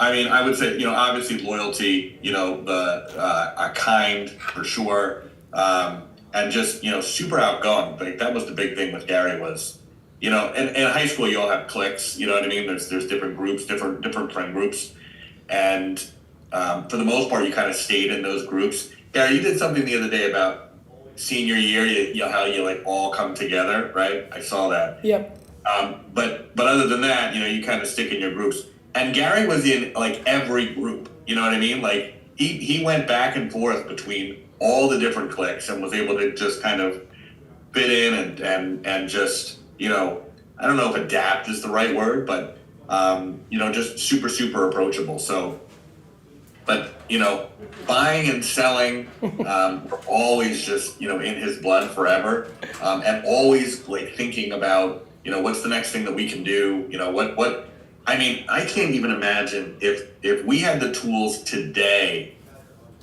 If you had the tools today, you know what I mean? Like what would have happened? It's unbelievable because there was no like when I would go to your house or sleep over or something like that, we didn't watch movies or it was always like playing video games, competitive sport, or thinking about the card show the next day, or it's 11 o'clock at night, we got a card show tomorrow, let's come up with some kind of a concept, a $5 box, a $10 box, are our price tags right or not, or should we set this up the right, it was always that, In a real way, Parker, in a real way. That we would post game, like Brandon knows, I would always have so much energy. Brandon Yes. Brandon needed to eat. I could literally go 15 hours without eating.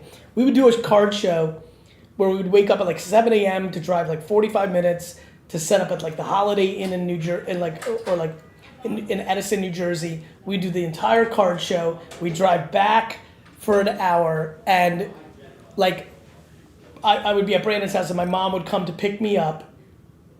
And when I tell you, the second we left the card show for the 45-minute drive to being at his house, waiting another 20 minutes for my mom to pick up, to then driving 15 minutes home, but then calling him right away as soon as I got home, I wanted to post game of everything that happened for hours.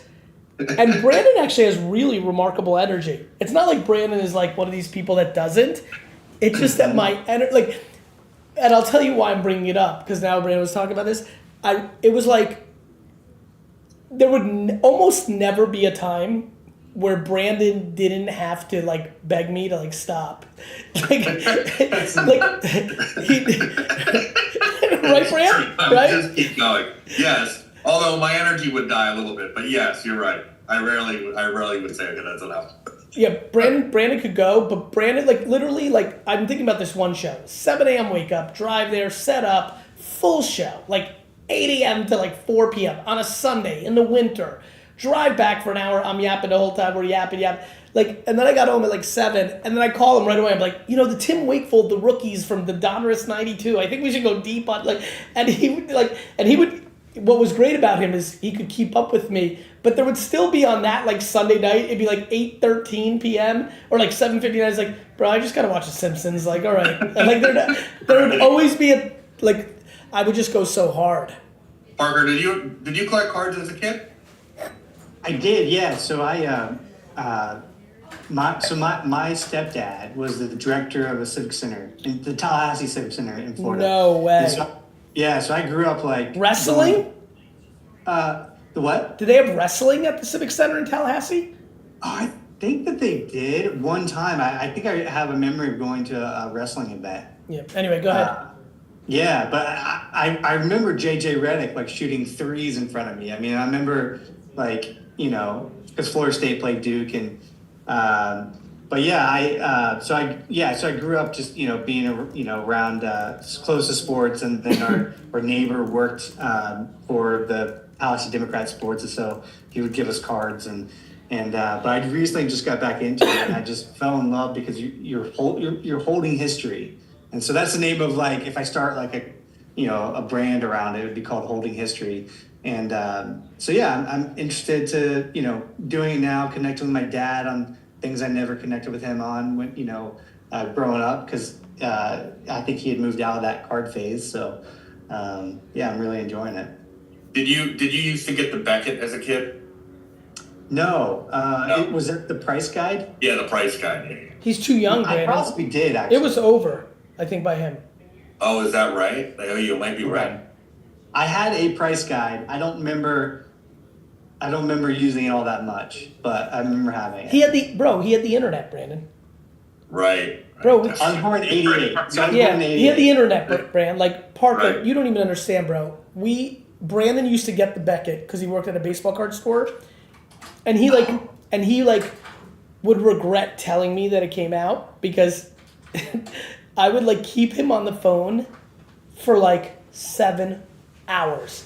I'd be like, all right, tell me every single card that went up in 90 Leaf, and like again, it was like the same old thing. Like he'd be so pumped and so gracious and so the best guy. Like he's literally on the phone with me for an hour and a half just reading everything. I'm like, all right, what about? And he'd be like, yeah. Am I right, Brand? I'm like starting to remember this pretty vividly. Yeah, seriously, everyone, every rookie, all the cards. Remember Tough Stuff? Do you still have? Brandon, do you remember Tough Stuff? It had a moment. I remember it, but I like never saw it. You know, like It was not thick. It was really, yeah. Exactly. You know why Like, Tough Stuff was important. They had prices on starting lineup, and that's how I figured out the soccer. Oh, I see. Tough Stuff wasn't as respected as Beckett, but Right. it had a moment where it was like a number 2. It wasn't a close number 2, but it was a solid number 2. And then there was Wizard for comic books. That I don't know at all. Yeah, Tough Stuff I felt like I only heard about when we were at shows, or like dealers would have it, or something like that. I would hear about it then, but Gary, what's I know you know kind of the one of the things you want to do is buy the Jets, right? Like what is to buying a team? What's that, brother? Oh, well, I want to hear what you're about to say, but also like what's the path to buying a team and also like an interest in that? Well, the interest was kind of silly. It was like 4th grade when I lived in Edison. I didn't know Brandon yet. And our 4th grade, we had like a fake little like bullshit yearbook. It was like literally printed on paper, and like the pictures were black and white. But underneath your name, it asked you what you were going to be when you grow up. And everyone was like astronaut and like fucking cowboy. And it was funny. Somebody hit me up that actually had just I told this story, and I had a friend named, either it was Abel Franco or Brian Chen or Robbie Dixon. One of my friends saw me talking about this on a podcast and said they were devastated because they had just thrown it out and they would have had a little actual physical thing of this. Somebody had a month earlier, but they only heard the podcast a month later. I didn't tell you this, Brand. Somebody I went to school with in Edison heard me on a podcast talk about this and emailed me that I hadn't talked to in 20 years and said, this is the worst email I'm ever going to write. Like, they were like so sweet. They're like, I have good news and bad news. Good news, just heard you on the podcast. So cool, so proud of you. I have some bad news. You'll never believe this. I just moved, found that yearbook, but I threw it out. And if I had heard this a month earlier, I would have been able to take a picture and send it to you. oh my gosh. Which would be like the real artifact of artifacts. So in 4th grade or 5th grade, we were asked what we're going to be when we grow up, and I said the owner of the New York Jets. Yeah. So That's it was awesome. just That was neat, it was yeah. just this top childhood dream that I always had. I mean, Brandon, you knew I said that. Obviously in high school, Yeah. you were. 100%. You have to understand, Parker. Like now, people think I'm saying it. Brandon, from as early as you knew me in 1990, what did I say? 100%. Goodbye the Jets. Always. Always. So, like, before it was even cool, like, it didn't really even get cool to own a sports team until, like, the early 2000s. Like, people didn't even talk that way. It wasn't even thought about. But it's always what I wanted to do. And it was always, like, a childhood dream to buy the Jets. But in real life, I just want to try to buy the Jets. I love my process, right? Like, I just, like, even this, like, I'm so busy. I did this thing with DraftKings, and, like, the team was saying, hey, there might be 3 or 4 people on this. That's it. And, like, I was like, great.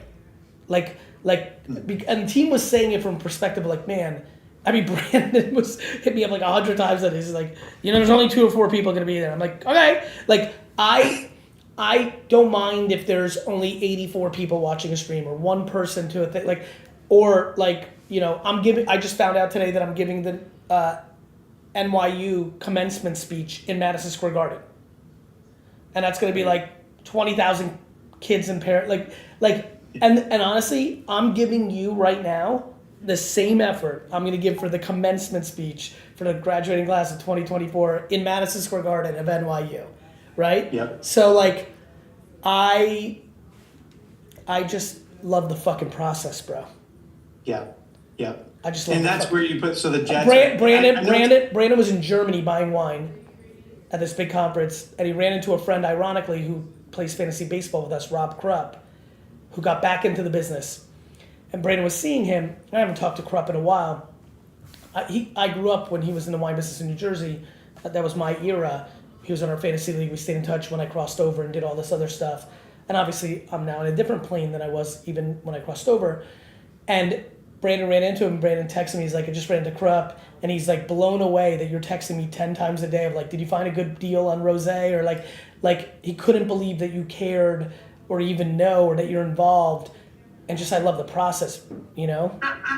Yeah. Yeah. Yeah. How do you find that drive to do that?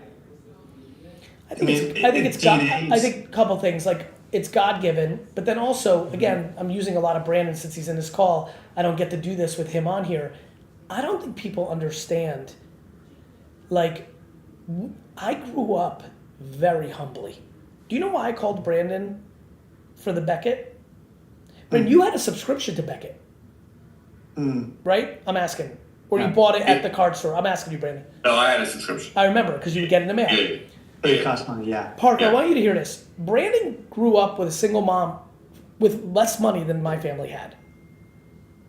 Okay? Interesting. But no, this is where it gets really interesting. But my family wasn't rich. We were middle class. And I would say Brandon was lower middle class. But my parents were immigrants and spent money on nothing. So, like, getting a Beckett subscription, like, by the time I met Brandon, I paid for everything I had. Like, we paid for our shit. Me and Brandon grew up as kids. I can tell you for facts, since the day I met this man that you're looking at, neither one of us was given money by our parents. We were providing for our parents. Like, my dad had really built a real thing. Brandon's mom was a single mom, really trying to make ends meet, real shit. Like, real blue collar. Like people don't understand, like, how humbly, like, my cousins that Dustin knows, they were rich as fuck compared to the way I grew up. Rich as fuck. And spent it that way. I was, like, Brandon, do you remember, like, the house that I grew up in? Yes. It was like falling apart. Like, I don't think people understand where I came from, bro. So where did it come from? I was hungry. Like, I wanted Genesis, and so did Brandon. Do you know how Brandon and I got Genesis? By buying and selling baseball cards. Nothing was given. And then I also worked my ass off. Like, I not only did baseball card shows, I worked at my dad's store for real. Like, and Brandon worked at McDonald's for real, like, real hours. Like, we worked. Yep. Yeah, it's incredible. Going back again to, that was the only way to get money then. You know what I mean? Like, Yeah, that we was didn't it. we didn't grow up with parents giving money. Brandon, we didn't have a single car in our high school that nobody had a nice car. Right. Brandon, did anybody even have a brand in our senior class? This is funny. Listen to this, Parker. Brandon, in our senior class of 284 or whatever the number is, how many kids do you think in our senior class had a brand new car? I don't think many. No, I understand. I know this is like a tough question in some ways. You probably don't think about this. Real talk. Out of 284 kids, how many kids do you think in our senior class had a brand new car? Yeah, I honestly don't. I have no idea. What's your guess? My guess is not a lot, even though we lived in a very rich area and a lot of kids. I know their family had money, but I don't remember seeing a lot of. Parker, I'm going to jump in right now. You have no idea how interesting what Brandon just said was to me. We did not grow up in a rich area. Hunterdon County in 1994 was not a rich area. It seemed rich to me. Brandon was so low, to Brandon's point, we lived in a lower middle class, some middle class. Brandon was, again, his mom was really grinding to get by. She had 3 kids. He was like on the low end of our school. But like nobody had money. Like Brandon, you do understand that like the first time I even saw a Mercedes or BMW was at Wine Library's parking lot. There was not one person in our class that had a luxury car. Brandon, there's not one. I know this because I think about these things more than you do. In our senior class, not one person had a Lexus, BMW, or Mercedes. Right. T. Adam Blum did. T. Adam had his mom's Mercedes from like 15 years earlier. Brand, Mike Lancaster's Saab was new. Yep. Right? No. Okay. No, it was not. Brand, I'm telling you right now, the fact that Brandon said, Parker, are you ready for this? Do you know what the median income of Hunterdon County was when Brandon said we lived in a rich area? No. $54,000. Is that right? Yes, Brandon. Yeah. Well. Well, Brand, but you also know that you're like, you know this, not to put your business out there, but like you guys had to like think what you bought for groceries for the week. Yeah, 100%. Which is why Brand, like. I just want you to know, Brand, like I think you still live in like some sort of delusional Hunterdon County bubble. That is like that's Right. real rugged. Right. it's also probably a testament. I don't know your mom, but it's probably a testament to your mom too, right? Of sheltering you, like providing the love and the support. I'm curious to know if that was part of it too. Because my dad, like I grew up, my parents were not wealthy, and then they got really wealthy, and then they lost it all. And then I had divorced parents, and so one was wealthy and one wasn't. But I never really could tell the difference because my dad was just such a loving father and present. Well, that's what Brandon's. That's why I was so fascinated by what Brandon said. Like Brandon, who do you think was rich in our high school class? For me, we lived in that split house, right? And it was, old, and we had we had one used car, gravel driving. Steve Nash was rich. You know what I'm saying? Yeah, So, I know that. I know that's what you're referring to. Steve Nash lived in Clinton, New Jersey in 1990 to 94 with like you don't even understand like how like I get what you're saying. Like Brandon, what Steve Nash's household income was about $100,000. Right. And then, that was rich to me. That's why I'm just jumping. That's why I'm jumping in because for Parker, I'm Right. trying to paint him like a very clear picture. Like, Right. Yeah, I got it. Brandon, almost no kid in our entire high school had a new car. I literally had a 1975 Monte Carlo that I bought for $500 at a garage sale. My car, I bought That was the best car. That was the best car ever. I bought a car for $550 at a garage sale, and that was How in a garage Wow. sale? What'd you flip it for? Like they were selling their car? yeah. I went to a garage sale. There was a 1975 Monte Carlo with a huge dent in the front. Do you remember that? Like a huge. I don't remember the dent. I think because the whole car was just so extreme. Yeah. Wow. Do you remember flipping it? Did you No, flip it? because we sat on it forever, and then it was like starting to teeter on like being super valuable and antique. Oh my god, bro! I just laugh when people. This one's probably very interesting for Brandon. Brandon, do you laugh when people say like, "Well, don't listen to Gary. His dad gave him everything." That must drive you crazy. Yeah. 100%. You have no idea. Brandon remembers Shoppers Discount Liquors.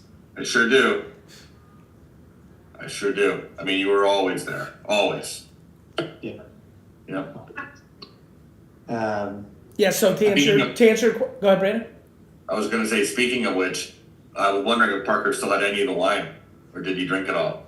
I think we have 3 bottles left. Absolutely loved it. Did you do the selection, Brandon? We all worked together, but Yeah, cool. They were good packages for sure. I was looking for it this year. Did not. What was like the DraftKings response to To it answer all? your question, by the way, Parker, Yeah. the thing I'm most passionate about, how I'm going to get there, is VeeFriends. Like, when NFTs came out, it was like, 99% of these things are going to go to zero. I feel like I'm going to build the 1%. And Robbie Turnick in the chat. Robbie really knows how I grew up. Robbie's where I lived before I met with Brandon. Robbie really knows how immigrant we grew up in my little townhouse, and like we didn't even go on vacation. Like Robbie, like we all grew up so humbly. Like, of course I'm hungry. Like, but anyway, I think I'm gonna build VeeFriends into a Pokemon Marvel like brand, and you know that's why I'm so excited about VeeFriends Series 1 holders. Like I'm excited to build for that because it's like the ultimate collectible. It's like Batman #1 or Jackie Robinson rookie card. You know what I mean? Yep. That's awesome. Yeah. And that was to get to the Jets. Is that what you're saying? Yeah, I think VeeFriends is going to be the most significant company I ever build in my life, and whether it goes IPO or I sell a piece of it, like, you know, hopefully 22 years from now, the Jets will be ready to sell. I'll be 70. VeeFriends will be what I think it's going to be, and we'll see what kind of like transactions can happen. Cool. Right on. Yeah. Brandon, what was DraftKings' response to? Well, I think you kind of are one of the not reasons, but has nothing to do with you, but state restrictions in terms of where we can ship, right? And so that issue because they've got, you know what I mean, I'm sure people everywhere, and we had, you know, it wasn't just you that had that same state restriction or that same issue. And it's not something that's standard. It changes or fluctuates. So, you know, it's a tricky business when it comes to shipping. It's a different business, even though we're just selling wine, unfortunately. Yeah, and I guess sportsbooks deal with that too, right? But they're opening up more states, and hopefully, you know, they'll open up more states for shipping wine too. So, cool. Cool. Yeah, so Parker, that was it. Like, I think humble beginnings and adversity are just the foundation of fucking success, bro. Yeah. Yep. And like back to what Brandon was saying earlier, like Brandon knows that like he actually knows what I believe that most people listening to what I'm about to say do not believe me at all. And you're literally on Zoom with one of the only humans outside of my family, like outside of, when I tell you, Brandon knows that if in 4 Saturdays, him and I went garage sailing, and I found a thing for $1 that is $39 on eBay, that in my chemicals, in my cloth, in my fucking soul, who I am, that's more exciting to me than if I got a text from the head of new business at VaynerMedia saying we just landed a $20 million account for VaynerMedia. And when I say it's not even close, Parker, it's not even close. Brandon? It's so true, but it's so ridiculous. But you understand, Gary, right? Like how? Well, I live it. I know what's like. Of course, I understand. It's my life. But like, it's true. It's true. Well, the reason you're interesting is I of course know because it's how I live my life every day. You are like one of the few people on earth that actually know that's true. That's correct. There's not a normal human on earth that just heard that's like, that makes sense. That is the stupidest shit of all time to every person. Parker, Gary and I went to see Greg Maddox's Hall of Fame induction speech. Okay. Because he's like one of my all-time favorite pitchers. Yep. And Frank Thomas. Me and Brandon. Oh, was Thomas too? Yeah, it was also Frank Thomas, Brandon. That was the same year? God. I also think it might have been Glavin. Was it Glavin? Oh, no, it was Maddox. It was Maddox and Thomas. Maddox was definitely Maddox. Me and Brandon hadn't hung out in a while. I just started building VaynerMedia and wasn't really focused on Wine Library at all. So we weren't talking that much. It was actually a little bit weird. First couple of minutes of us driving there. It was the first time our friendship had a lapse. But we picked up 15, 20. After we made fun of it, we kind of got our way back. We're literally driving to Cooperstown from New Jersey. Now you finish your story, Brandon. I was just going to say, so we drove up to see that, them get inducted. And at the last minute, we discovered that there was this 100-mile long garage sale or something. It happens like once a year. And we decided instead of going to the induction ceremony, we were going to go to the 100-mile garage sale. That's what we did. Wow. Neither one of us had ever been to the Hall of Fame. Correct. We went because it was our childhood guys that we collected and liked. We drove up, Googled and found out there was a garage sale like that, and literally spent the entire day garage sailing that whole stretch and then drove home. And we had a blast.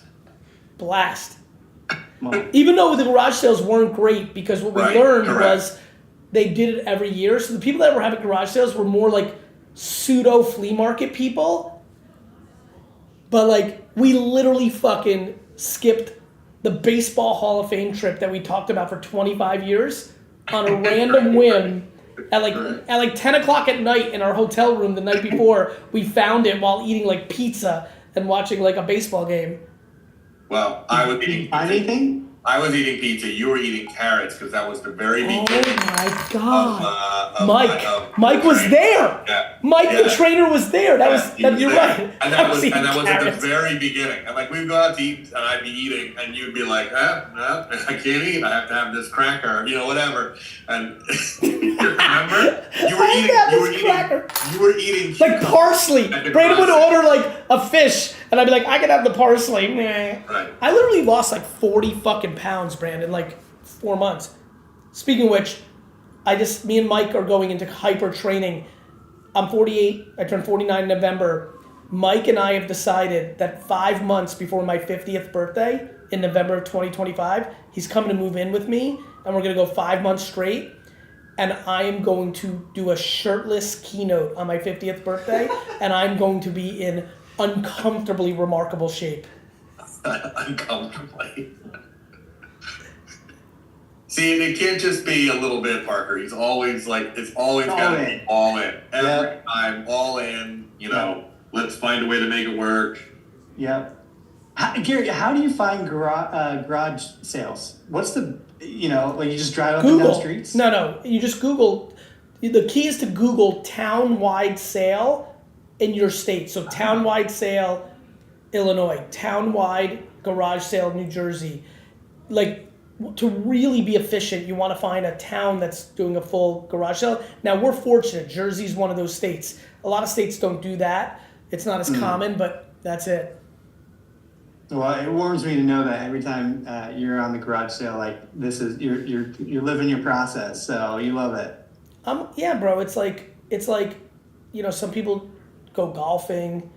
Like, this is why I keep telling people, like, when you find your passion, it's back to where you're at, brother. Like, yeah, like you're not working. Yeah, you're just not. Yeah.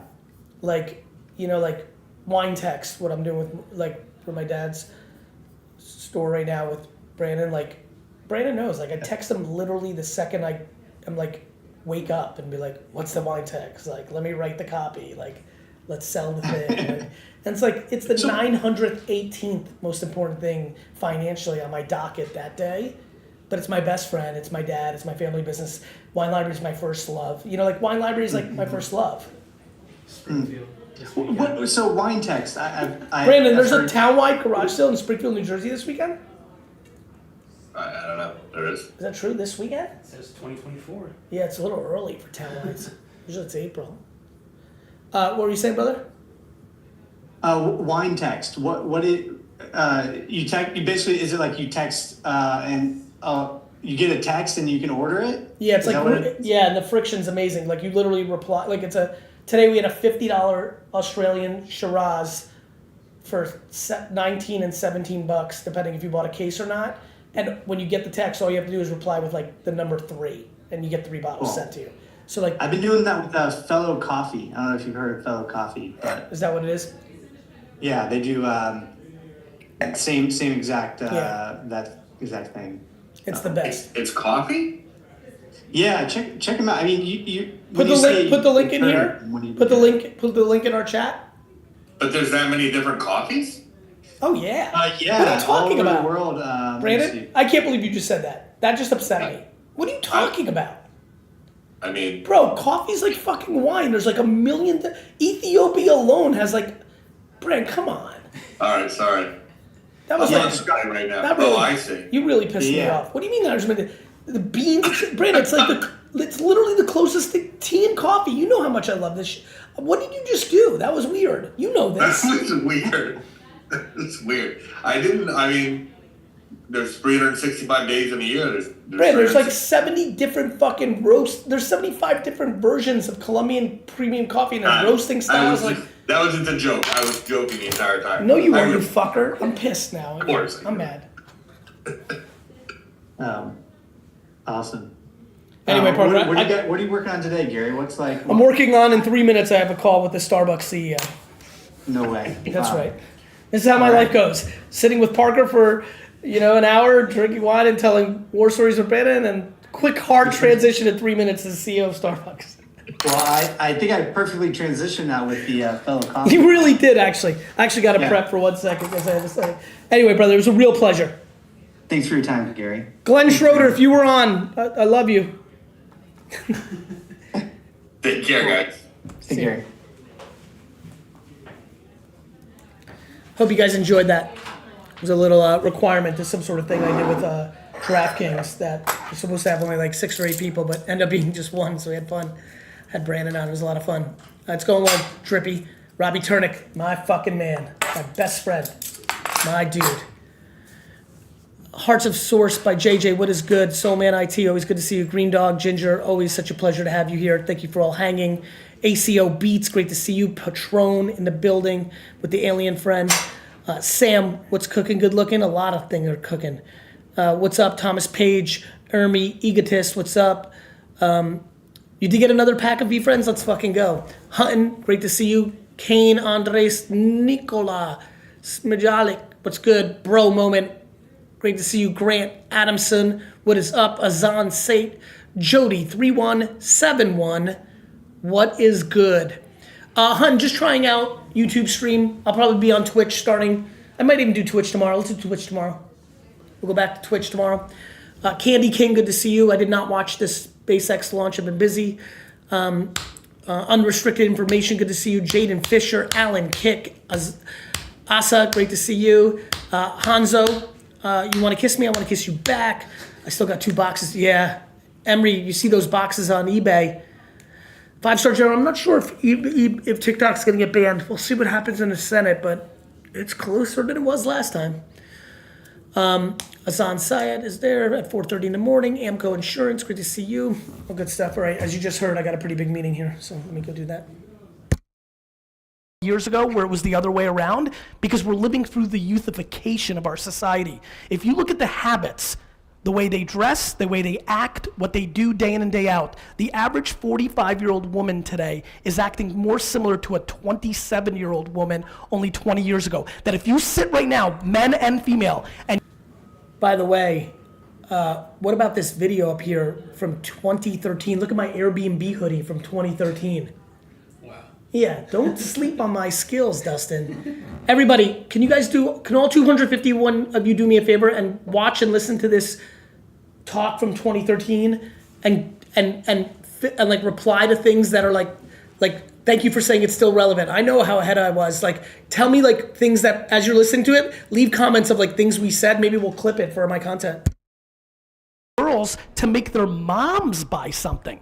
Because if their daughter thinks it's cool, their mom will buy it. And so I don't know what you do. So legal services is a great example of being in the content business. So let me explain where I'll go with you on this. Legal services. I'm gonna give you an example of Guinness beer. Guinness beer had a problem about 60 years ago. They had pub sales decline in the UK for the first time ever. And they're like, what are we gonna do? They went and did old school market research and surveyed people in bars. And they found out the 2 biggest things that people talked about were soccer and trivia. So they created the Guinness Book of World Records. So I don't know how many of you know that. I didn't know this until even a year ago. I'm just curious, how many people had no idea that Guinness beer started Guinness Book of World Records? Yes, Kenneth, I'm buying sports cards pretty heavily. And fictional character cards too. Services that if you're focused on a certain genre, that in this book, and I spend a little time on it, it's a whole nother book and a genre. I believe, I'm gonna make a pretty big statement that I want everybody to wrap their head around. I believe every person in this room right now and the organizations that you're involved in, whether business-wise, NGO, whatever you do, every one of you and it are in the media business. I now believe that you're in the media business, comma, legal services. I'm in the media business, comma, agency, comma, wine. It's why I started my wine show. So I actually think what you need to seriously consider in this world is to become a media company, meaning put out content, long form, around not necessarily legal, but the kind of things that interest the people that you're trying to court. And then in a BuzzFeed.com way where you have no ads, but every 5th post is a native ad, Think of it as advertorial 2.0. Think about you. This is very rogue, so I know it's gonna be tough to digest, but I wanna pitch you something.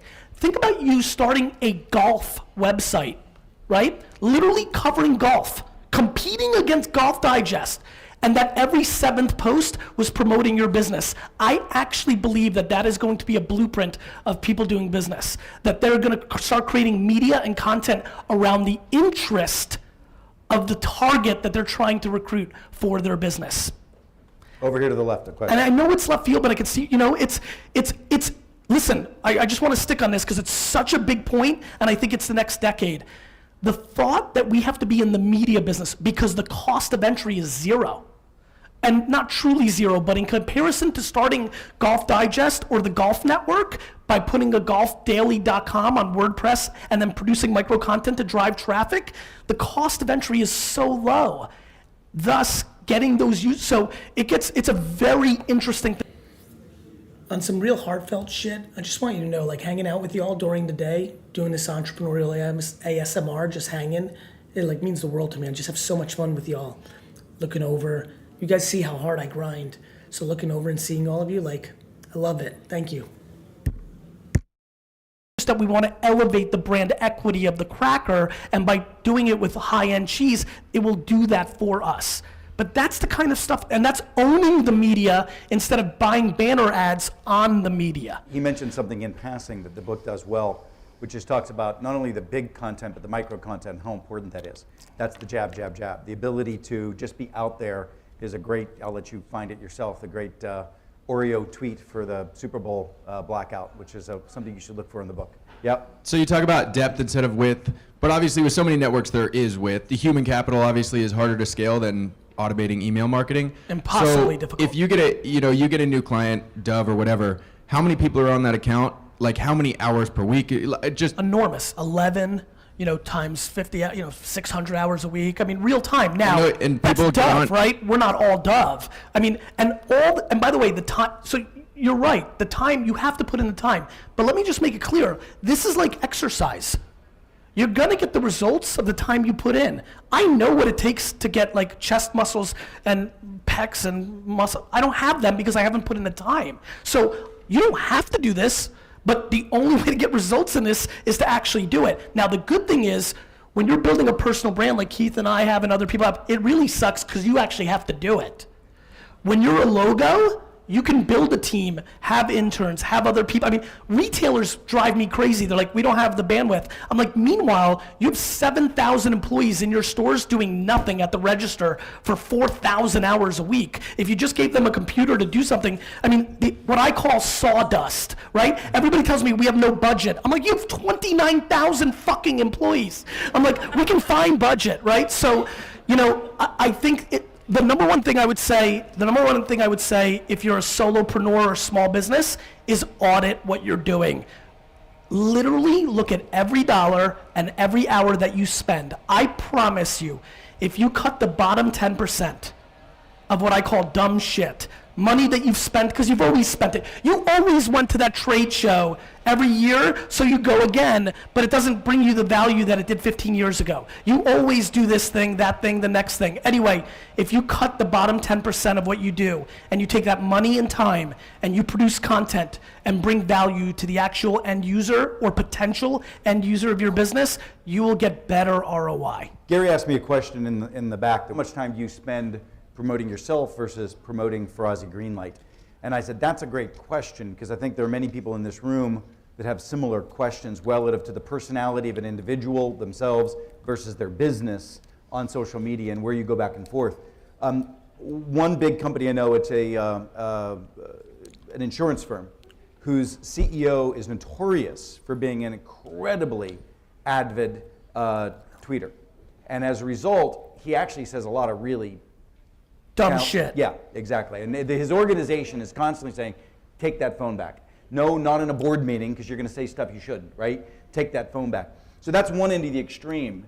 On the other end of the extreme, an organization like ours where we're struggling. I mean, nobody gives a damn about Farazi Greenlight, but the personality of Keith Farazi is a little bit more interesting. Of course. Do you have any comments on that relative to individuals, many who may be smaller entrepreneurs looking at that balance? It's about storytelling. What value proposition? Farazi Greenlight, though, has enormous depth of information, and the fact that Farazi Greenlight does not put out an infographic every week of some information of lightweight content that can go quite viral, especially if you think about the female demo on Pinterest. Pinterest infographics is just gold, and so if you actually make the infographic with the Pinterest female demo in mind, you can create great results. And so in a world of, listen, I'm 6 of my last 10 investments are in female entrepreneurs, right? 7 of the 11 leaders in my company are female, right? We're living through an incredible time where EQ is becoming more valuable than IQ, which just by generalization lends itself to going towards the female side. Luckily, I'm quite girly, so I'm good. But, I think you could put out tremendous... Something tells me this audience wouldn't necessarily concur that the personality they're in front of them is particularly... If they dug deep, they'd realize I am. And so what I think is interesting is you could crush putting out infographics, and so it's about storytelling what you can actually bring to the table. There's uniquely things that you can do. There's uniquely things that I can do, but there's definitely unique things that our organizations can do. I mean, listen, I could have not wrote Jab, Jab, Jab, Right Hook without VaynerMedia, because I did so much of this work at scale, and I had a team that helped me go through thousands of case studies to get down to 500, which then I worked out. It just wouldn't have happened, right? And that's why it's deeper, because it's not just me anymore with my intuition, it's actually granular with the work. That's where you have a shot. The lady at the top. Yes. Work your way down. Shout, if you want to just shout it out, we'll repeat it. I can kill the white noise here. And so that's what it's about. It's about figuring out what you do best as an organization and then storytelling that in the proper channels, contextually to the channels. So an infographic works, but then you could also do an animated GIF with a quote from you that lends itself to a report. I have an entry in the global startup battle, and I'm trying to get votes without buying them. I need 1,000 in the next 2 days. Is there anything I can do? So this comes back to, how do you sell a book? You do it for 9 months before it comes out. We had a week. Yeah, but you didn't really have a week. You've had your whole life. And so, to me, the answer is yes, but not social media. I would tell you to look at things like Outbrain, where you can buy distribution. I mean, are you talking about spending money? No, we can't. You can't. You're not allowed to. Not from I don't know, in a week. Nothing I talk about could do that. Well, that's not true. You Go ahead. pick your 30 actual friends. So in the same regard, you might not have built the following, but hopefully you've built the network, the relationships. So go call and lean on heavily a group of individuals that have some extension. That was the first thing you did. You already did that. Of course, Okay. if like any contest that's why I said nothing, because Well, let me I just ask, know without did you- even asking, did you I knew that was her actually- first move. Did you actually do the ask? There's nothing more frustrating to me than when you do this broadcast email to all your network and you say, will you help me? And nobody does, because they don't know that you are and you're not. If on the other hand, you actually pick up the phone, you Well, call that's each of exactly them right. and work through the process of what they need to do and then ask them if they wouldn't mind reporting what they did, you might actually get some better results. Yeah, I did that for about 10 people, but I could. Keep going. That's Yeah, the only thing you go got. to, At this stage, look, for both of this, whether it's personal relationships in the real world or whether it's what you're building as a following in fans, it's build it before you need it.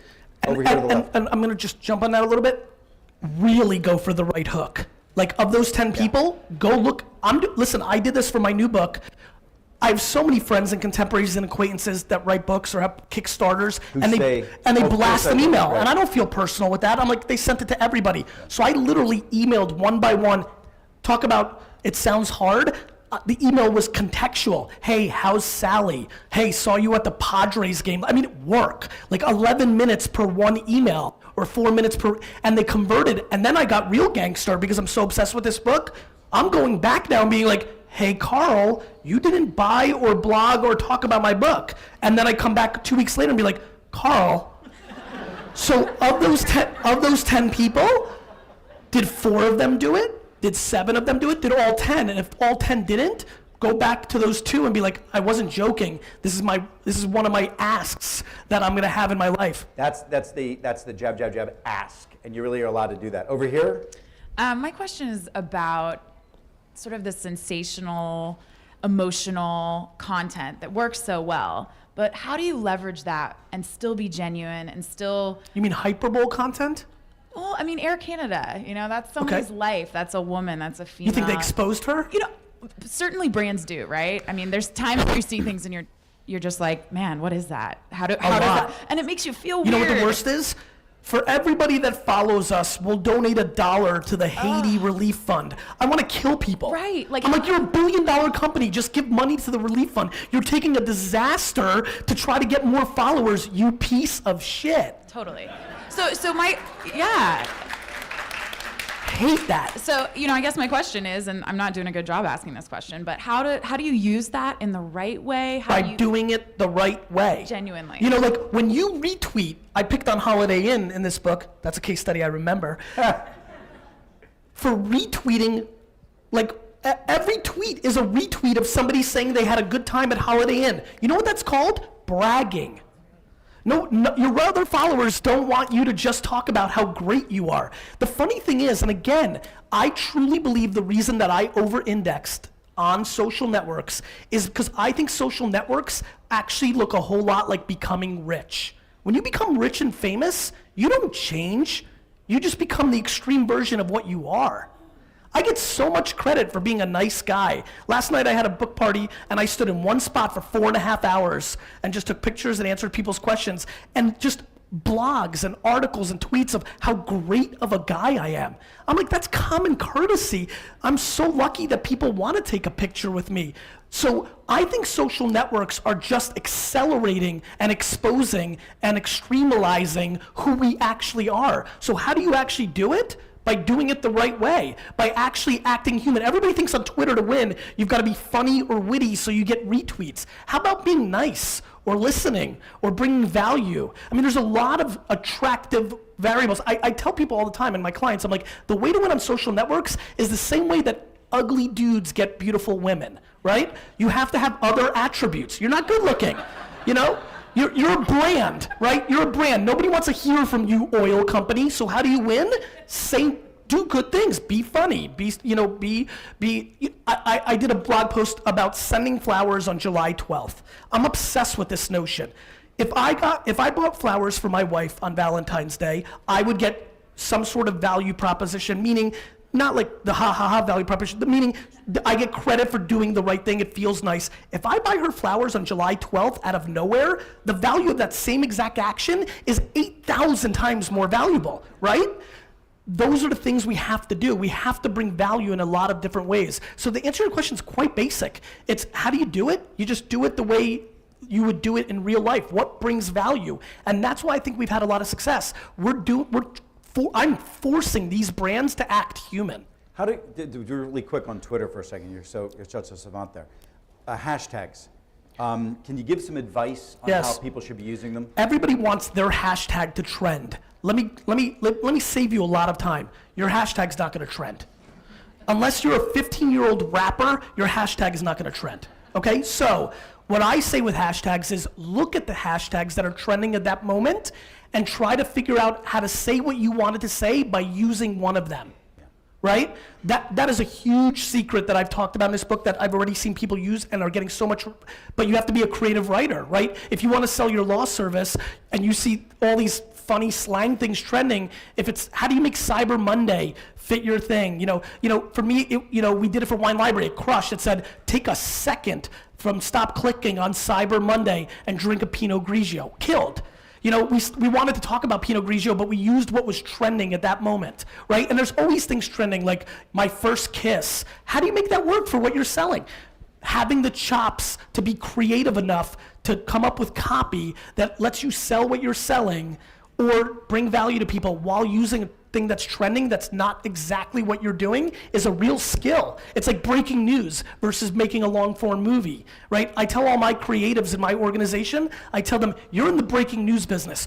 At Ogilvy and Wyden and Kennedy and all these other places you guys came from, you were in the filmmaking business. It was very romantic. So you were creative. Draft off the pre-existing hashtag. You're now in the president's been shot. How are you going to go on the air? Here's where we're going to go. We're going to left over there, lady here. Sorry, bud, you've already had one question. The guy up there. Gary, so I have been a chef and event manager for more than 2 decades, and the philosophy has been you're only as good as your last event, Yes. you're only as good as your last meal. You have been the seminal figure in deconstructing that, so thank you. Now, in the social media realm, can you speak to that of not letting the perfect be your enemy and just... I think the imperfect. So first of all, I think intent trumps all. And I think the second you really understand what I just said, you become far more, lucid in your communication. I'm never scared to doing the wrong thing, tweeting the wrong thing, promoting too much, because I'll apologize if I really feel like I was wrong. I actually consulted one of my clients to do something wrong on purpose so we could say we're sorry, because I think the sorry is more valuable than the status quo. I mean, it's crazy. So the reason I'm not crippled by perfection or it has to be perfect or anything of that nature, as a matter of fact, the one thing I've been most scared about with this book coming out is people critiquing what I'm putting out content-wise. Against your own Against my own speed, because what I'm doing is I'm still testing. So I'm still putting out links that auto-populate the pictures on Facebook because I'm always testing. And I'm like, oh man, this is gonna be tough to explain because somebody's gonna jump in and be like, Garyvee, you just wrote a book about you gotta make a picture, why are you doing this? And so, I'm never crippled by it because intent matters. Because when I reply to that person and say, listen, I'm still testing baseline because Facebook's always changing, they're like, oh, there's like more value for me to continue the smarts than me being crippled by doing the wrong thing. So I think it's quite simple. I think that if you're willing to respect your haters or the people that don't agree or the people that are upset with your last meal, as long as you're willing to respect them and have true dialogue, you can't lose. Unfortunately, some of us don't start out having a lot of money. Yep. And I have a website that I created that on Facebook, it went viral in 2010. It has about 300,000 people on there. That's great. The thing is that as I started working on monetizing it and all this, and then Timeline came along. Right. And then they started trying to charge for views. I used to get automatically 160,000 people would see everything I did. And now? Now sometimes there's a post that I will do, and I've worked to be good at this, where 2,000 people will see it out of 300,000 people. And it doesn't even make sense when it says on the bottom, and it makes it very frustrating because as I'm trying to build this and I'm trying to grow it, I'm right now the poorest person to be featured in Forbes twice last year. So I really, By the way, you need to wear that T-shirt. Make that I know. T-shirt This and is like wear it. my friends. Wear that T-shirt and make that T-shirt and wear that. My friends actually introduced me that way. She's the poorest person to be Let me featured in explain to Forbes. Yes, a couple please. things. Number one, we're getting a little technical now. Facebook doesn't let every person that follows you see the picture or post that you're putting out there. It's actually the best thing they did. Let me explain why. Everybody wants to look at it as like they're trying to get my money to boost my posts, which is true. On the flip side, open rates on email in the last 8 years have gone from 37% to 12% on email newsletters because marketers ruin everything. If Facebook allowed every person that they follow their fan page of and their friends to show up in their feed, they would have the problem that Twitter has now and email has now, which is there's so much noise, nobody's consuming anything. So what they're doing, whether they're doing it effectively for your specific page or mine, what they're trying to do is use people's actions to require what they show up in their feed so that the product, the only asset Facebook has is the actual user.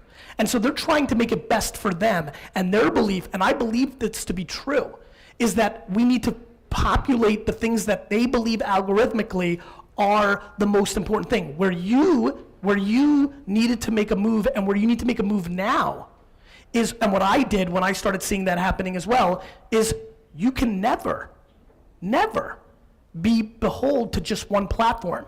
So when I started seeing that same thing in 2012, I'm like, wait a minute, they're starting to really play here. And I get it, I really do. I really do believe they're doing the right thing, I truly do.